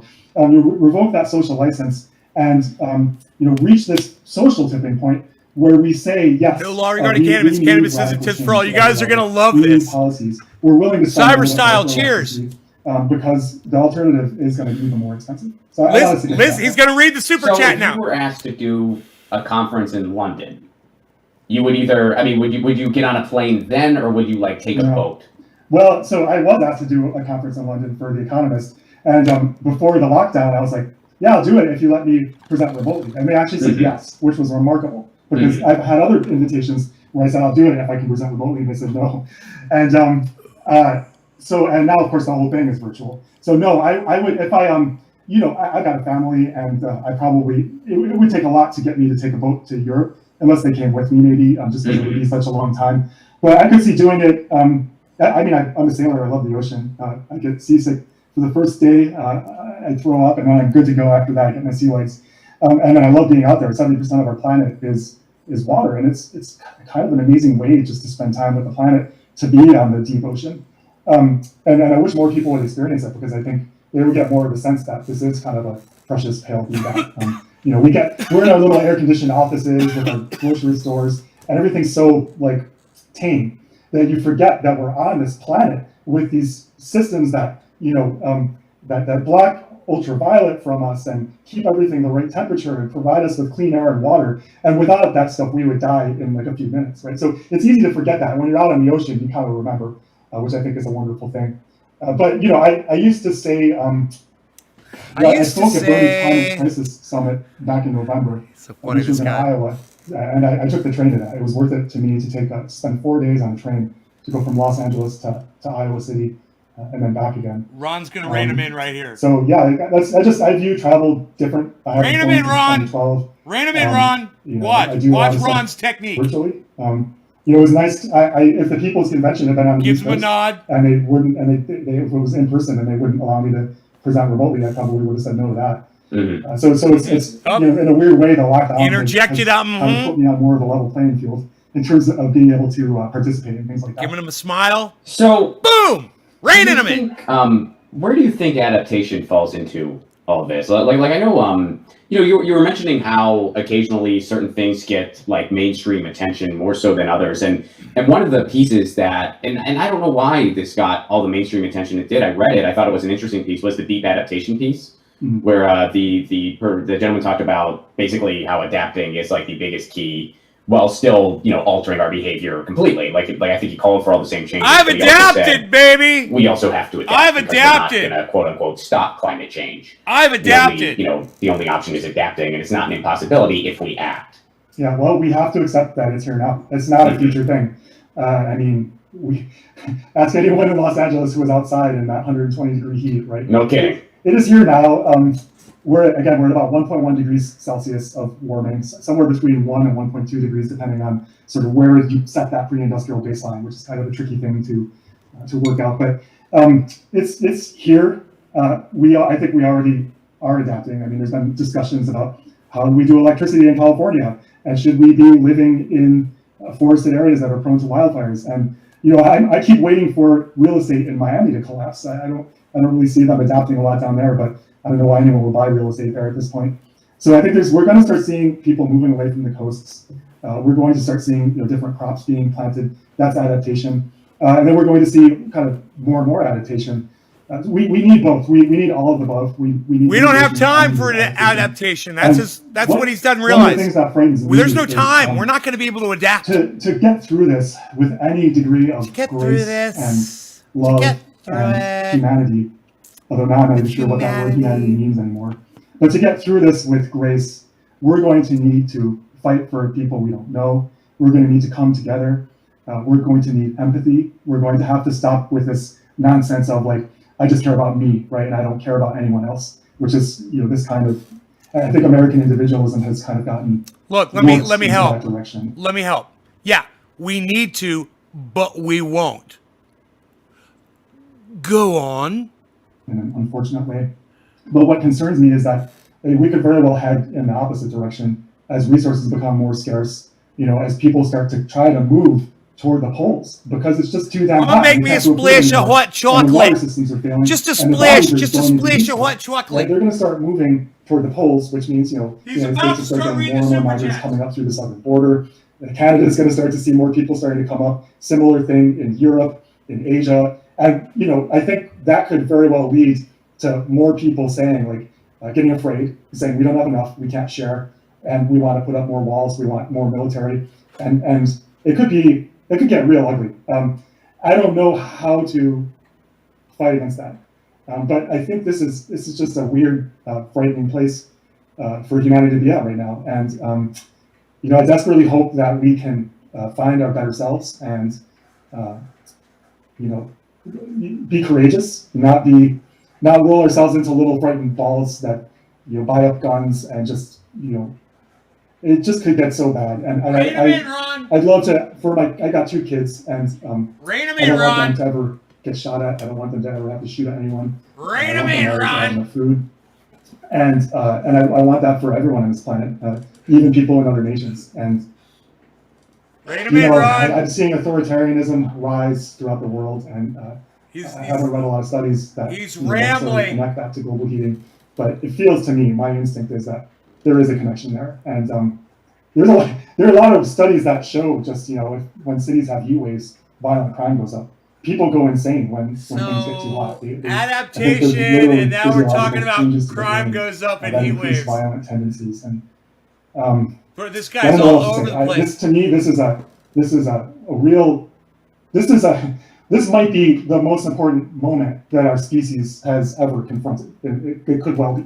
Because, no, it's not the most important moment we've ever confronted. We've been already dead. This culture, this fucking crazy. Colonial extractivist culture. Right now the glass is half full, guys. The glass is, just so you know, the water knows it's half full. Thinking like we can just take what we want and kill other species and use them for our purposes and extract labor from people that don't look like us, and to me it's insanity, and it hurts so much to see this. And it's like, how do we wake up out of this? I'm not sure. I mean, I think it's like a spiritual awakening, really, that has to happen, and it's a pretty heavy lift. Yeah, indeed. Where can people go to learn more about you? So I tweet at Climate Human. I have a website, peterkalmus.net. I have a book that came out a few years ago called Being the Change, Live Well and Spark the Climate Revolution. And my publisher, New Society, let me put the whole thing up on my website for free. So if you want to read it, you can look there. Awesome. peterkalmus.net. Do you want to stick around for some questions from the audience? Sure, why not? All right. So, Sparky, thank you very much for the Super Chat contribution. You keep the show on the air. Does the term fossil fuel mean a government free from Nancy Pelosi and Joe Biden? Ha ha ha. All right, this question is for you, Peter. I think you can field this better than I can. This is also from Sparky. What does he think about Gen 4 reactors replacing fossil fuels? Gen 4 can't melt down and consume spent fuel rods from antique nuke plants. You're going to have to field that. Well, so it's funny that you asked that. Early on in what I kind of refer to as my climate awakening, kind of waking up to how urgent this is, I had a thorium phase where I literally went to Oak Ridge National Laboratories and got a whole bunch of plans from the molten salt thorium reactors from the 1960s and read them. I'm like, this is amazing. They were so close. The thing is now, I just don't think it's fast enough to make a huge difference. I don't oppose it, and I think it's foolish to shut down nuclear plants that are still well within their Okay, here we go. He's gonna hit my question now. Early. Now, but, permitting nuclear plants now, and the watch the whole mood of this podcast change suddenly. Watch the way society. It's just hard to get them through now. I think it's much easier to get the same amount of kilowatt or megawatt or gigawatt generation through renewable than it is through nuclear now. So I'm not opposed to it, but I just don't. I think it's a little bit of a barking up the wrong tree, because we need something like in the next few years, not just in the next few decades. All right. Nay, thank you very much for the very, very generous Super Chat contribution. Thank you so much. Please share this video on all of social media. Sparky, a Ventura McKinney ticket. What do y'all think? Ventura McKinney ticket. What do y'all think? Nay, what's up? Thunderfoot says science proves none of us will be alive to ever see a drop in CO2 levels. Check him out. I hope that's not the case. Is that the case, Peter? That's likely the case, because unless we do figure out a way to suck the CO2 out of the atmosphere that we've already emitted, it stays up there for decades. So it's like it's going up. Then it'll be this even if we reduce as quickly as we can, it's like this sine wave, and it will gradually start to come down. But I think that the period, I suppose it's possible for somebody who's just being born now, they might start to see I need Thunderfoot to see this. Start to go down. But I don't expect to see that. I expect to see global emissions go to zero in my lifetime. But just the atmospheric load, the accumulated CO2 in the atmosphere, I would be surprised if I saw that go down in my lifetime. I think all of us are going to see global emissions go to zero in our lifetimes. I think all of us are going to see that, if you know what I mean. unless we have like a massive scaled up CO2 capture, which the problem with that is it's super expensive. Hey, basically. Dave. So we've run our entire economy for a couple hundred years on this almost free stuff that we took out of the ground and burned. Mm-hmm. And to run that backwards basically means we have to pay for everything in reverse. Like all of those economic benefits, we kind of have to pay that back. It's like we took out this loan from the planet, and we effectively have to pay it back by kind of running those thermodynamic processes in reverse. So you could do it, but you would take infrastructure maybe on the order of 10 times, what we have right now for extracting the fossil fuels. And that's a pretty heavy thing to burden our kids with, because they're going to be dealing, the young people today, 10 years from now and 15 years when they get in power, think of the climate supercharged hurricanes they're going to be dealing with, or the heat waves they're going to be dealing with, the wildfires, the migrations, all of the stuff that I have his name covered. I'm sorry. And the economic costs that go with it. The percentage of GDP, and I think one of the things we need to do is get away from GDP and get away from a growth addicted economy, by the way. Mm-hmm. But the fraction of their economy that they're going to have to devote just to surviving with the question was, crazy stuff that are any of us going to be around to see a drop in CO2 levels? That was the question. Pulling carbon back from the air. It just seems unlikely to me that will ever be economically feasible. There we go. So he reined himself in. in. Yeah, I don't think it's likely that you or I will see atmospheric CO2 fractions reduce in our lifetimes. Mm-hmm. Mm-hmm. Sparky, when Dad was 12 in 1939, his job was loading 16 tons of coal. I could never convince him there was clean coal. He had to scrub every day. Nay, here's another question. Thank you very much for all your Super Chat contributions, y'all. You really think we have time? California just reached the most acres burned in a season ever before the 2 hottest months still to come. The trains left the station. Plant a garden. Yeah, well, I mean, we just surpassed 2 million acres burned, and it's early September, and we still have 3 months of fire season left, since now fire season goes until December, and we already surpassed 2018, which was the previous record for acres burned. I think unfortunately for a lot of these ecosystems, the train probably has left the station. That's what I was thinking this morning. Is a lot of it's getting pretty depressing, isn't it? We take for granted as forested areas. Wait till you guys get the cherry on top, man. Just wait around. It's worth it. Stay up, man. Stay up and wait. It's worth it. In Southern California and the San Gabriel Mountains. Because right now, I'm like this. But as far as I'm so proud of myself for coming up with good questions, right? This planet is still, despite all this craziness, it's still an amazing place. I mean, if you compare it to Mars or Venus or any of the exoplanets that we see, this is still the only place we know that has life in the universe, and it still has clean air. Did you tell Elon Musk this? Does he know? It's just so weird to me how obviously not. I think there's a lot of people out there who genuinely think they can escape to Mars, which it's another one of those things that makes my head explode. It's so far from the kind of land of practicality that it's probably its own kind of denial, and you can't reason with this. But yeah, it's still far easier. Look, if we can't deal with global heating on this planet, where we have every advantage, I mean, how do you possibly think you could terraform another planet? It's just absurd. Yeah, if we come through this and we figure out how to live well on this planet, then talk to me about living on some other planet, because it's a million times harder. If we come through. The thing is, what we have to understand is it's important, as frightening as this is, not to descend into doom and despair. He's still answering my question. It's not like a switch that you flick. You really think we have time?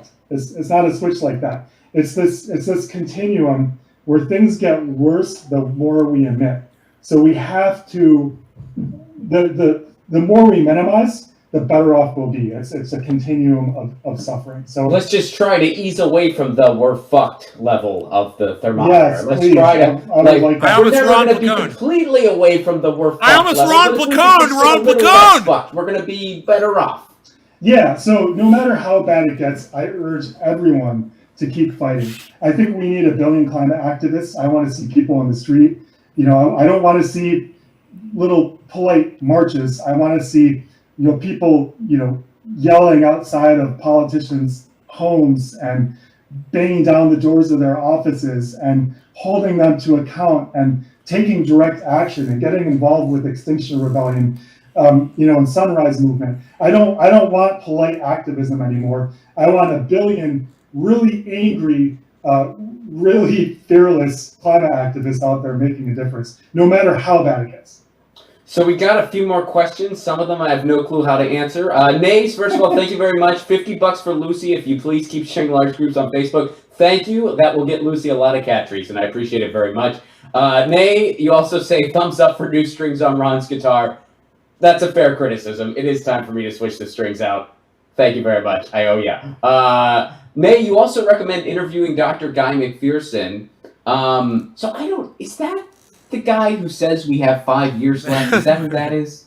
Yeah, so he's the near-term human extinction guy. My third question, guys. Here we go. Yeah, third question. This is a weird quibble. So I don't personally believe that, I kind of think humans are sort of like cockroaches, and it's, we might have to abandon the coasts and...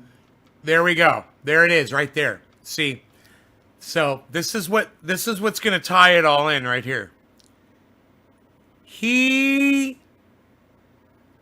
is a glass half full kind of guy that's got nothing but half empty shit to talk about, right?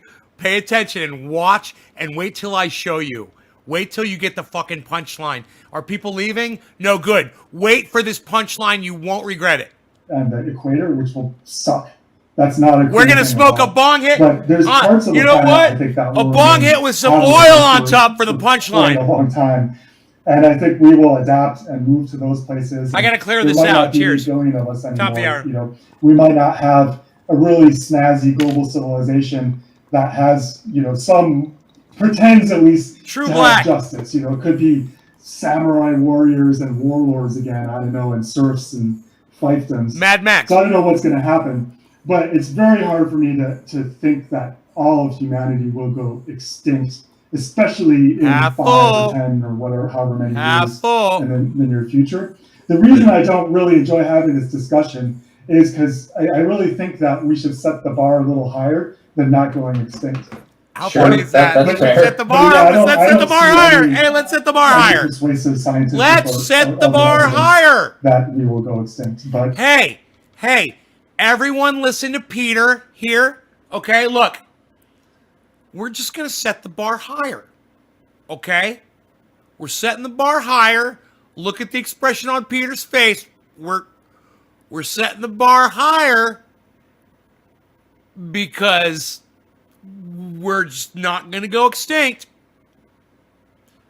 So instead of extinction being the bar, a few of us kicking sand around on a fucking flaming planet that's about to go completely extinct with no resources or technology left for them to ever get off of the fucking planet, right? He thinks that somehow when all the technology goes away, all of the CO2 is going to just melt away. That's what he thinks. The CO2 is going to melt away and people will thrive on an Eden-esque type. Look at Ron Placone's face. Look at Ron. He's like, this is what you offer me, really? Just wait, guys. We're not there yet. Just wait. But I don't like being the guy arguing that. I don't want anyone to think that means this is okay, because it isn't. Well, somebody who, as a friend of mine who's a marine biologist, he said that, there's pretty much scientific consensus that we can safely conclude that in 50 years, we're not going to recognize this place. We're going to be looking at an entirely different world. He said that's a safe assumption to make. I agree with that. That is a safe assumption. Yes. Well, and me in my panicked pleb mode, I was like, well, is it going to be better? And he just goes, Ron, what do you want me to tell you? I don't know if it's going to be better or worse, man. I just know it's going to be different, and it's up to us to do the best we can. I was like, well, That's fair. That's fair. I can't ask for anything more than that. Sparky says we should all speak to Bill Nye. He lives in my neighborhood. Yeah, he lives in Pasadena. Yeah. It's just a political football for the Dems. Yep, for everybody. Maze, what's up, buddy? Thank you so much for all your generosity today. I appreciate it so much, man. You help keep this show alive. APAB, I don't know what that means. All politicians are bad. That makes sense. All politicians are bad. People, let me teach you. My only option's cement, buddy, or I would really take you up on that. I'd love to plant a garden, but I don't live in an area where that's really possible for me. Use ships rowed by former oil execs. Says Sparky. That's funny. Politicians exchange climate change for COVID. Yeah, I guess as far as I guess you can say, they kind of stopped talking about climate change. I think that might be. I can see that. Cheers, diversity is the key to life. Thank you, Dan. Thank you very much for your generous super chat contribution. Brent has a question. Thoughts on PG&E and Australia's Hornsdale projects using megapack lithium-ion technology, taking coal plants offline? Oh, wow, great question. Now, you guys ready for the punchline? There's a lot of pushback about lithium. I was so proud of myself for coming on Ron's live stream and having all of this useful information for their conversation. Now, do you guys want to see what I missed at the very beginning? Watch this.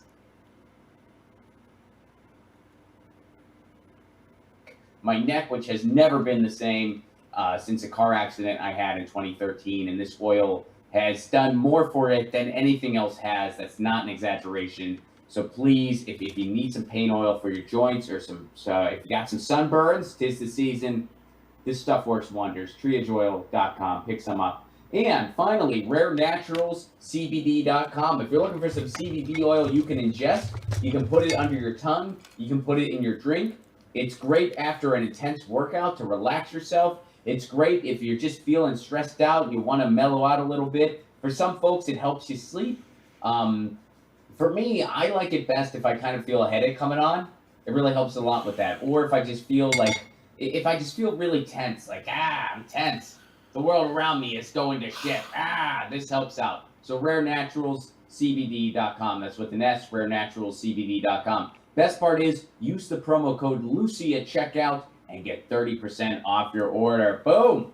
Promo code Lucy, Lucy at checkout. Get 30% off your order. Again, that's rarenaturalscbd.com. All right, without further ado, so guys, as you know, over the weekend we had the hottest day ever, literally ever, on record. Here it comes. In Los Angeles, where I live. It was I'm gonna pack a big fat freaking bowl. Baby. And something's going on. True Black. Something's going on. Well, we're lucky because today oil on top. We're gonna break it down. I had the here it comes. Meeting this gentleman. You ready? At the People's Convention the other week. We both presented at the People's Convention.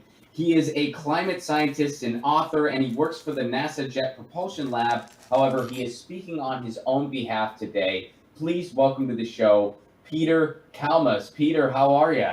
Hey, Ron. He's a rocket scientist, Thanks everybody. For being here. So here's the headline here, just so folks know, this is literal.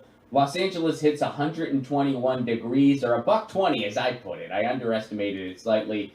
The county's hottest day ever on record, because something's happening with the climate. Peter, here it is. You are a climate scientist. Here it is. Here it is. The first question I really want to ask anybody in your profession is just, please tell me we're going to be okay. Now, I am so sorry, Ron. I didn't know that you wanted someone to come on the show and tell you it was going to be okay, bro. I missed the beginning of the podcast. I felt so shitty because you know what I did as soon as the podcast was over. I had to go see the beginning because he always pimps out the triage oil. So I watched it, and I got to this point, and a little part of me died inside. It fucking died. If you guys are laughing right now, high five. High five. High five. High five. If you're laughing, if you guys are laughing right now, high five. High five.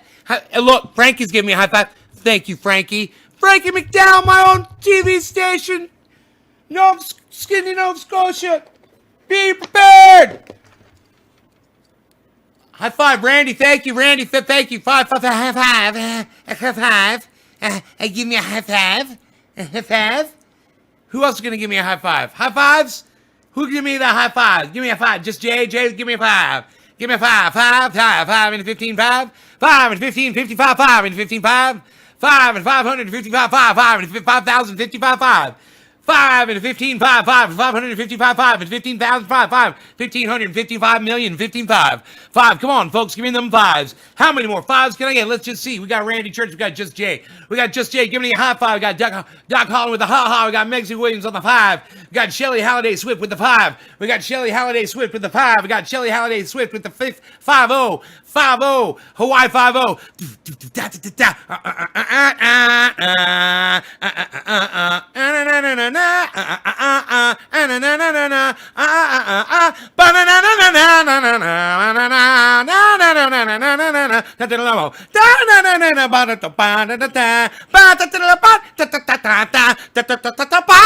You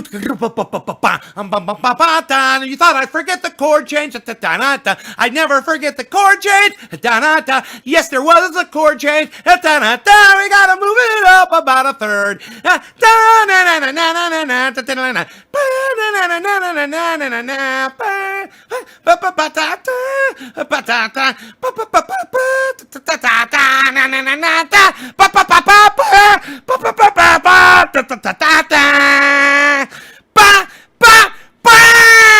I've never seen that before, though, right?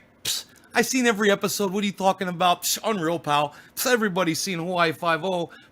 Get out of here with that. Look, I'm going to set this on fire with this lighter. If it catches on fire, I'm going to let it burn because that's the point, isn't it? We want them to catch on fire.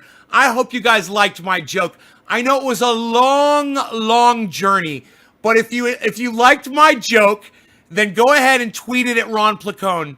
You can tell him to watch this video and tell him that I created an epic joke in his honor, and I hope that he liked it. I wrote an epic joke. I had to walk you guys so far. Man, there was 21 people, man. I was just thinking about it the whole time. I'm like, I am in a swamp, right? And I've got a rope around me, and I got 21 people on a raft, and you guys are all up dry, nice, and I'm just trudging through the swamp, and I'm going to get you there, man. I'm pulling you to the other side. I'm going to get you there. I'm thinking the whole time, I'm going to get these 21 people there, and I'm watching the number, and I'm thinking to myself, is it really 21 people? It could be 6 people, and I wouldn't even freaking know, right? I'm like, I'm still going. I'm thinking it's 21. I'm going. We're going, baby. We're doing this joke. And when we get to the end, we're going to smoke this bong rip, and it's going to catch on fire, and it's going to be freaking awesome. That's all I was thinking about. I was like, I got all these people here. I got to hook it up, son. What, Sean? I got to hook it up, Sean. What, Sean? I got to hook it up, Sean. What? What, Sean? Look. I know how to set this up, pal. Psst, unreal. Nobody sets it up right anymore, pal. Psst, unreal. Nobody knows how to do the setup anymore, pal. Psst, unreal. What, are you going to make the chat full screen? What, are you going to move your freaking camera too, pal? Psst, unreal. Who do you think you are? Psst, what, are you in a blue tint there, pal? Psst, you could probably fix that if you wanted to, pal. Psst, unreal. Psst, nobody even fixes it anymore, pal. Nobody does it like that anymore. Psst, what, are you going to move your picture now? And not the chat? Psst. Nobody does that. Nobody even does that anymore, pal. Psh, unreal. Psh, you're unreal, pal. Why don't you make it smaller, pal? Look, you're making a mess. Psh, look at you, pal. You're ruining the moment. You're ruining the moment! Nay, why are you ruining the moment? Because I'm OCD. I'm a OCD. I'm just trying to figure out where I want the chat. Right there. Nobody does that anymore, pal. Psh, what is that on your BlackBerry? What are you listening to this from your BlackBerry? Unreal. Like I said, I'm going to try to set this on fire. But you know what? Nobody does that anymore, pal. Psh. Frankie's supposed to be over here, pal. Everybody knows that. Everybody does. Psh. Unreal. What, are you going to knock the bowl over, pal? Nobody even does that anymore, pal. Psh. Not even on my worst day, pal. Psh. Unreal. It's unreal, pal. What do you think this is, a podcast? Psst, unreal. Cyberstyle, no longer regarding cannabis. Cannabis isn't just for all. Cheers, everybody. This should be massive.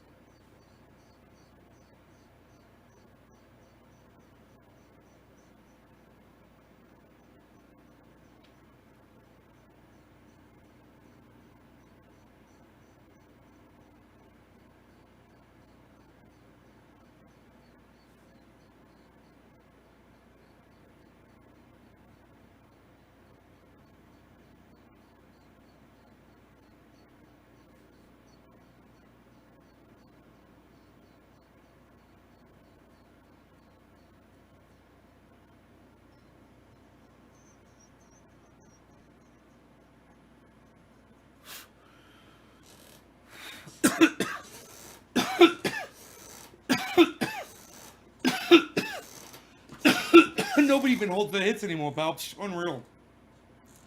Nobody even does it like that. Nobody even does it like that anymore, pal. Psh, what are you playing your guitar on a podcast, pal? Psh, unreal. What are you not gonna let your dog sleep even, pal? Psh, unreal. What do you think he's listening to every word you say, pal? You know he is, pal. Psh, unreal. What are you knocking your hat on the floor? What are you gonna let your dog eat that hat, pal? Psh, nobody even does that anymore, pal. Psh, unreal.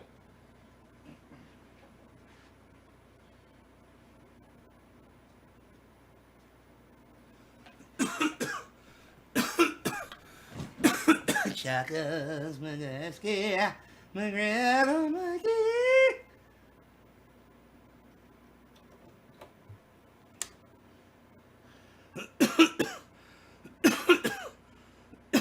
Unreal, pal.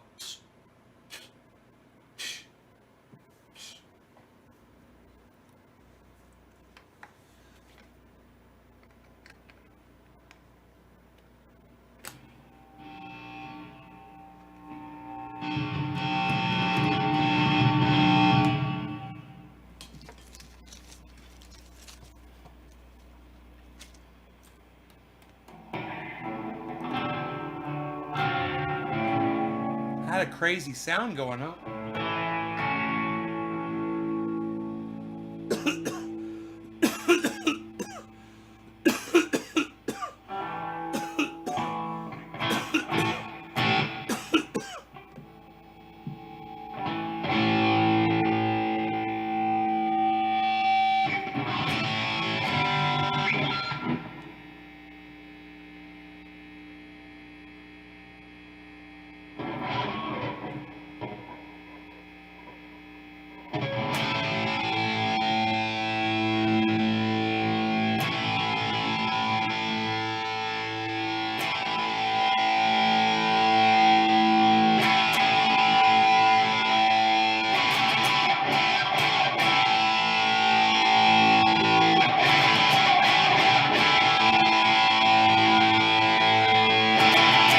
Tone, baby.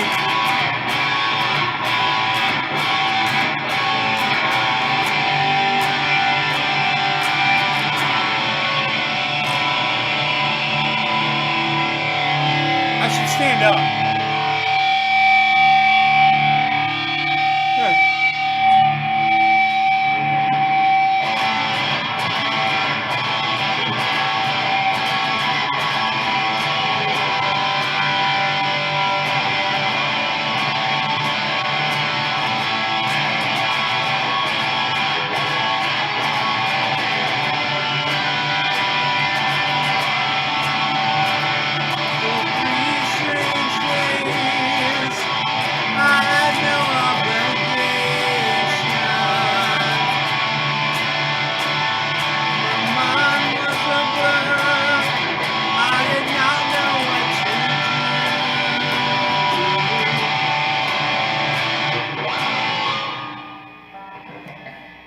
Crazy fucking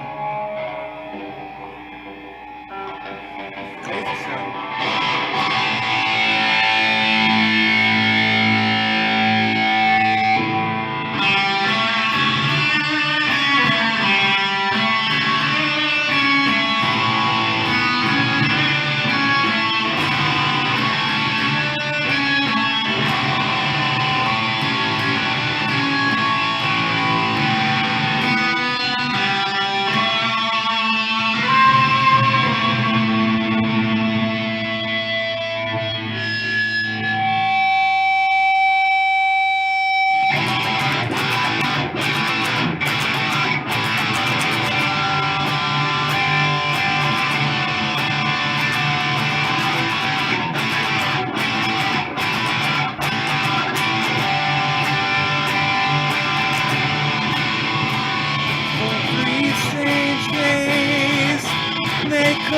put a smile on my face.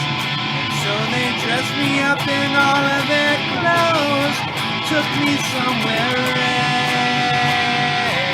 else. Johnny Clueless was there with his simulator was great, simulating was great. And so I pulled up a chair, started drinking by myself.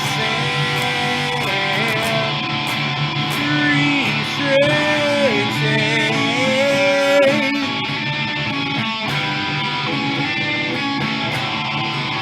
3 straight days. Yeah, yeah.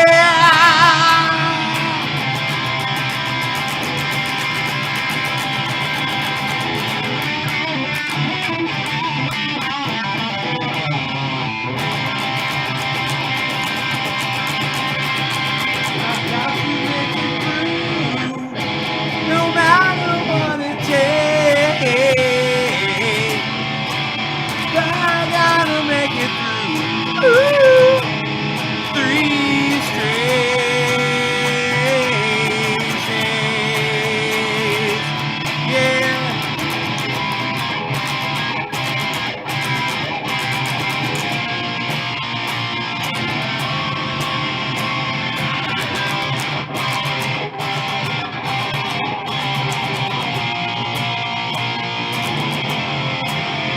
I lay down for a while, and I woke up on the ocean, floating on my back, staring at the grave. Well, I was completely still, self-bound to my heart. It was bringing me back to life from 3 strange days.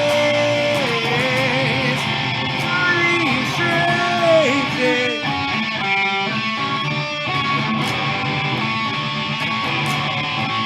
3 strange days. Yeah, yeah. Yeah, yeah.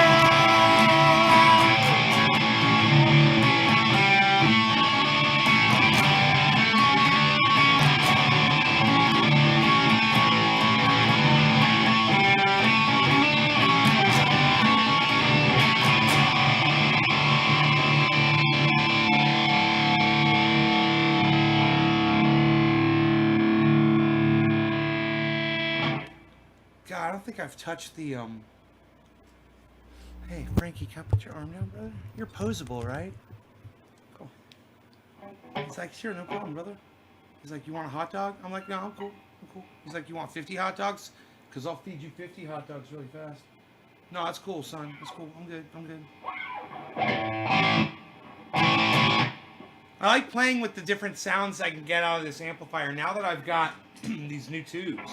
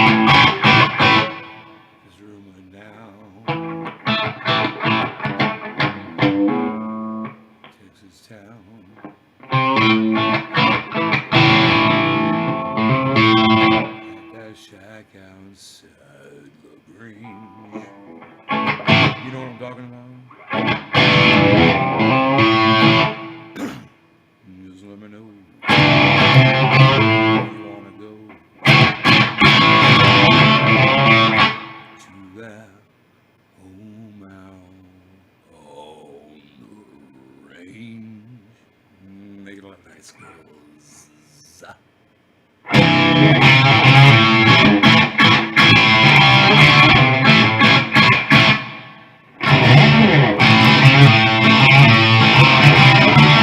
Have mercy! How. Well, every time you got the time to get yourself in. It's pretty tight. Almost every night. But now I might be mistaken.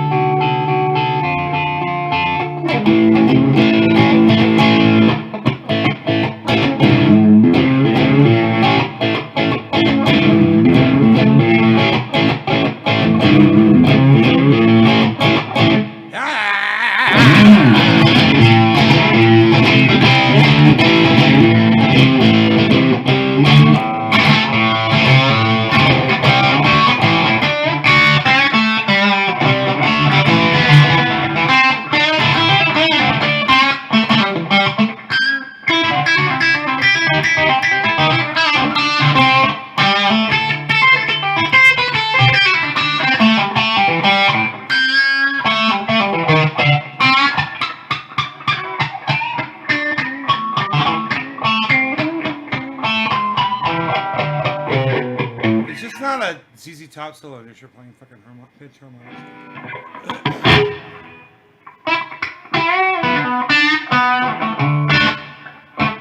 This be a good sound for Stones. Volume up a little bit.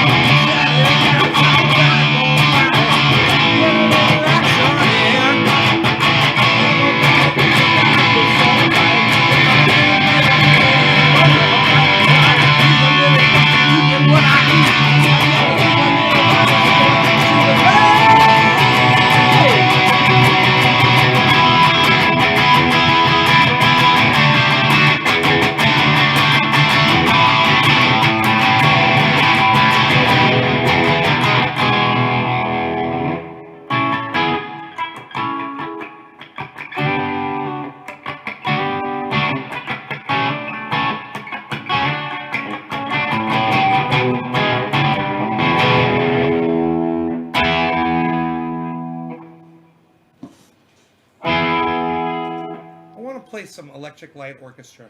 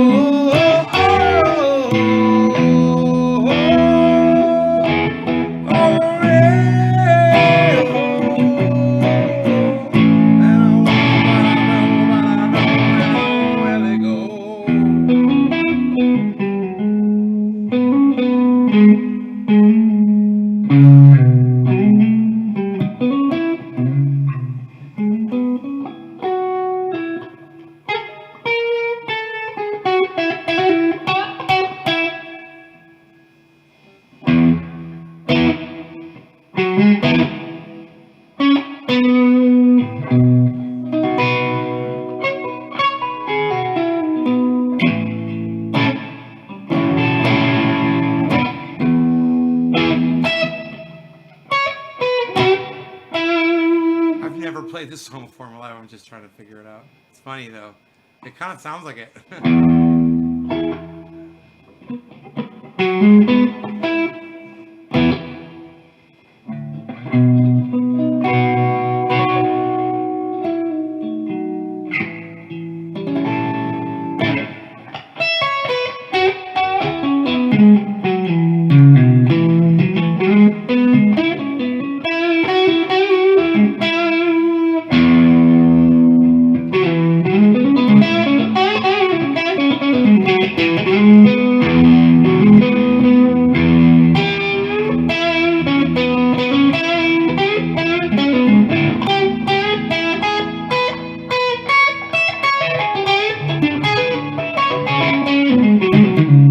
It's one of the coolest scales. Oh my god, it's so easy to play.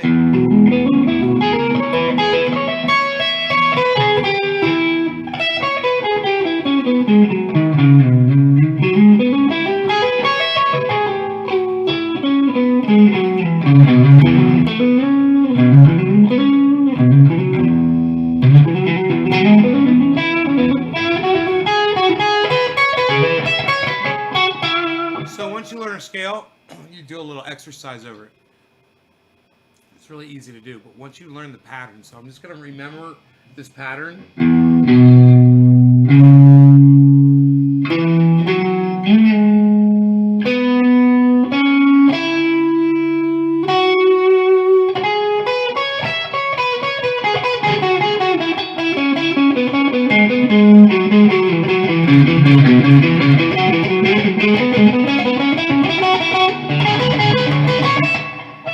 This will help you learn the scale.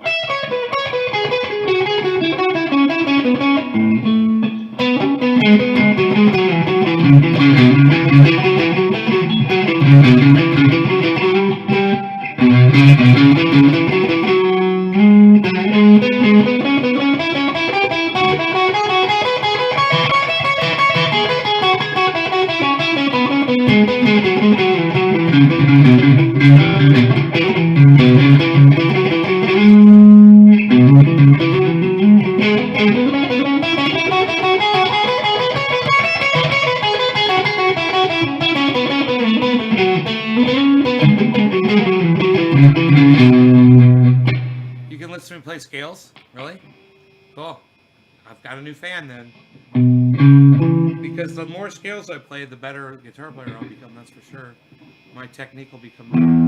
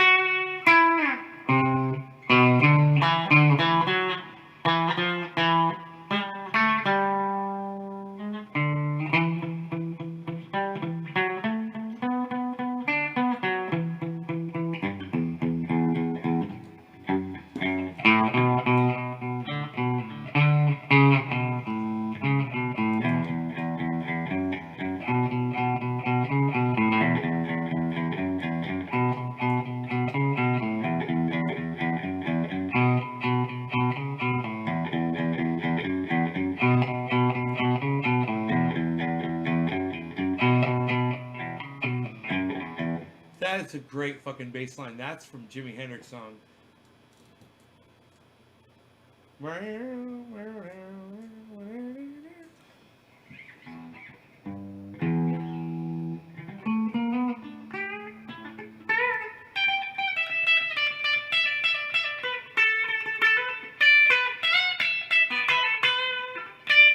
Jimi Hendrix loved those notes right there. I know some things that he did. Like this. He used to go like this. This is one of his things.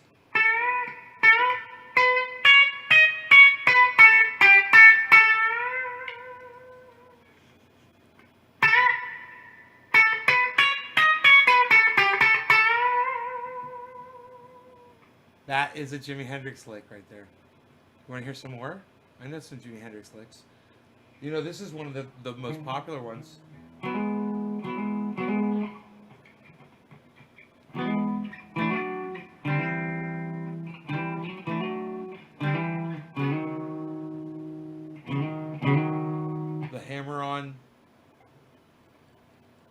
The hammer on double stop. You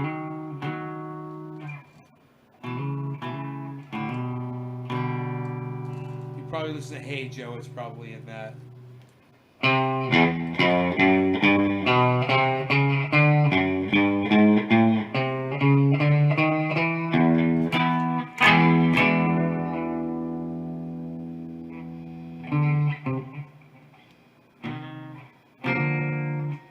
Maybe not.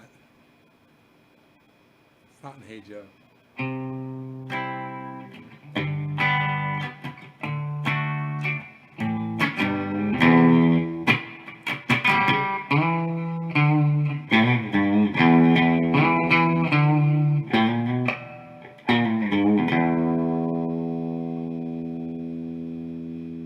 How's that go? It goes. Hey Joe, it goes.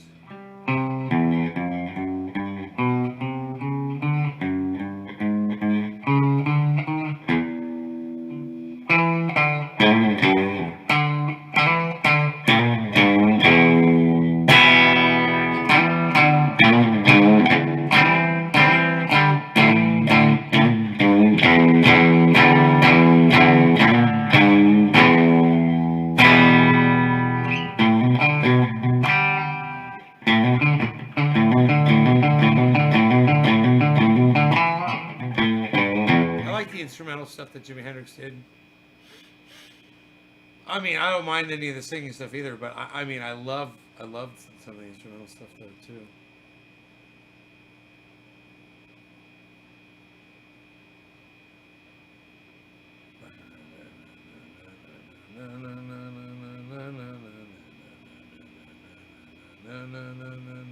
He was just like mumbling lyrics on that one. He's like,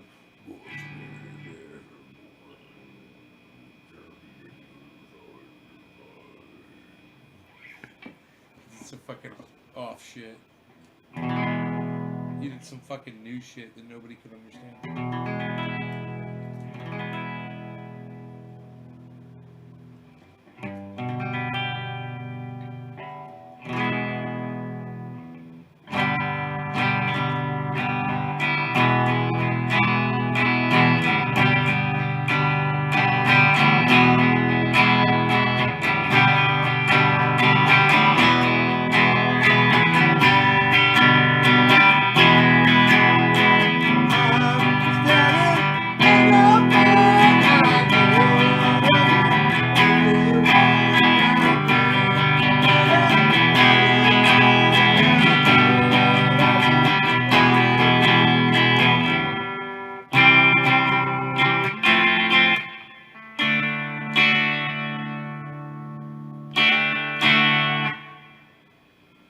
Is that a song? A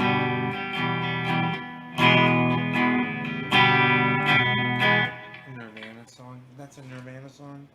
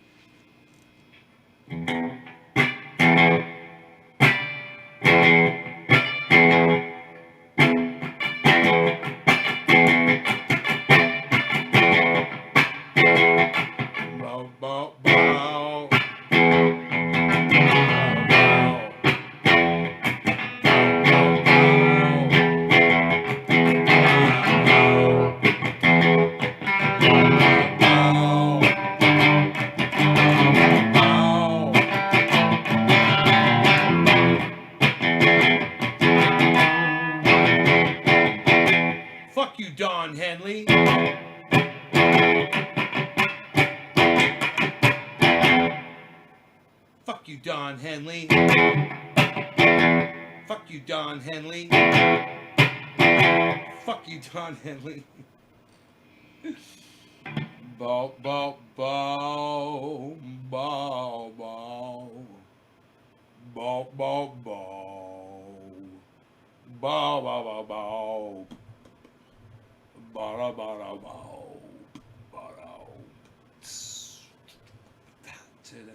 How'd that motherfucker sing and play drums at the same time? I don't know. Fucking crazy shit. I got to go. I got to go. I'll see you later. Check out my friend Ron Placone. Check out my friend Ron Placone, okay? He's awesome. Check out Graham Elwood, Ron Placone, Steph Zamorano, Jimmy Dore, and Lee Camp. Don't forget any of them.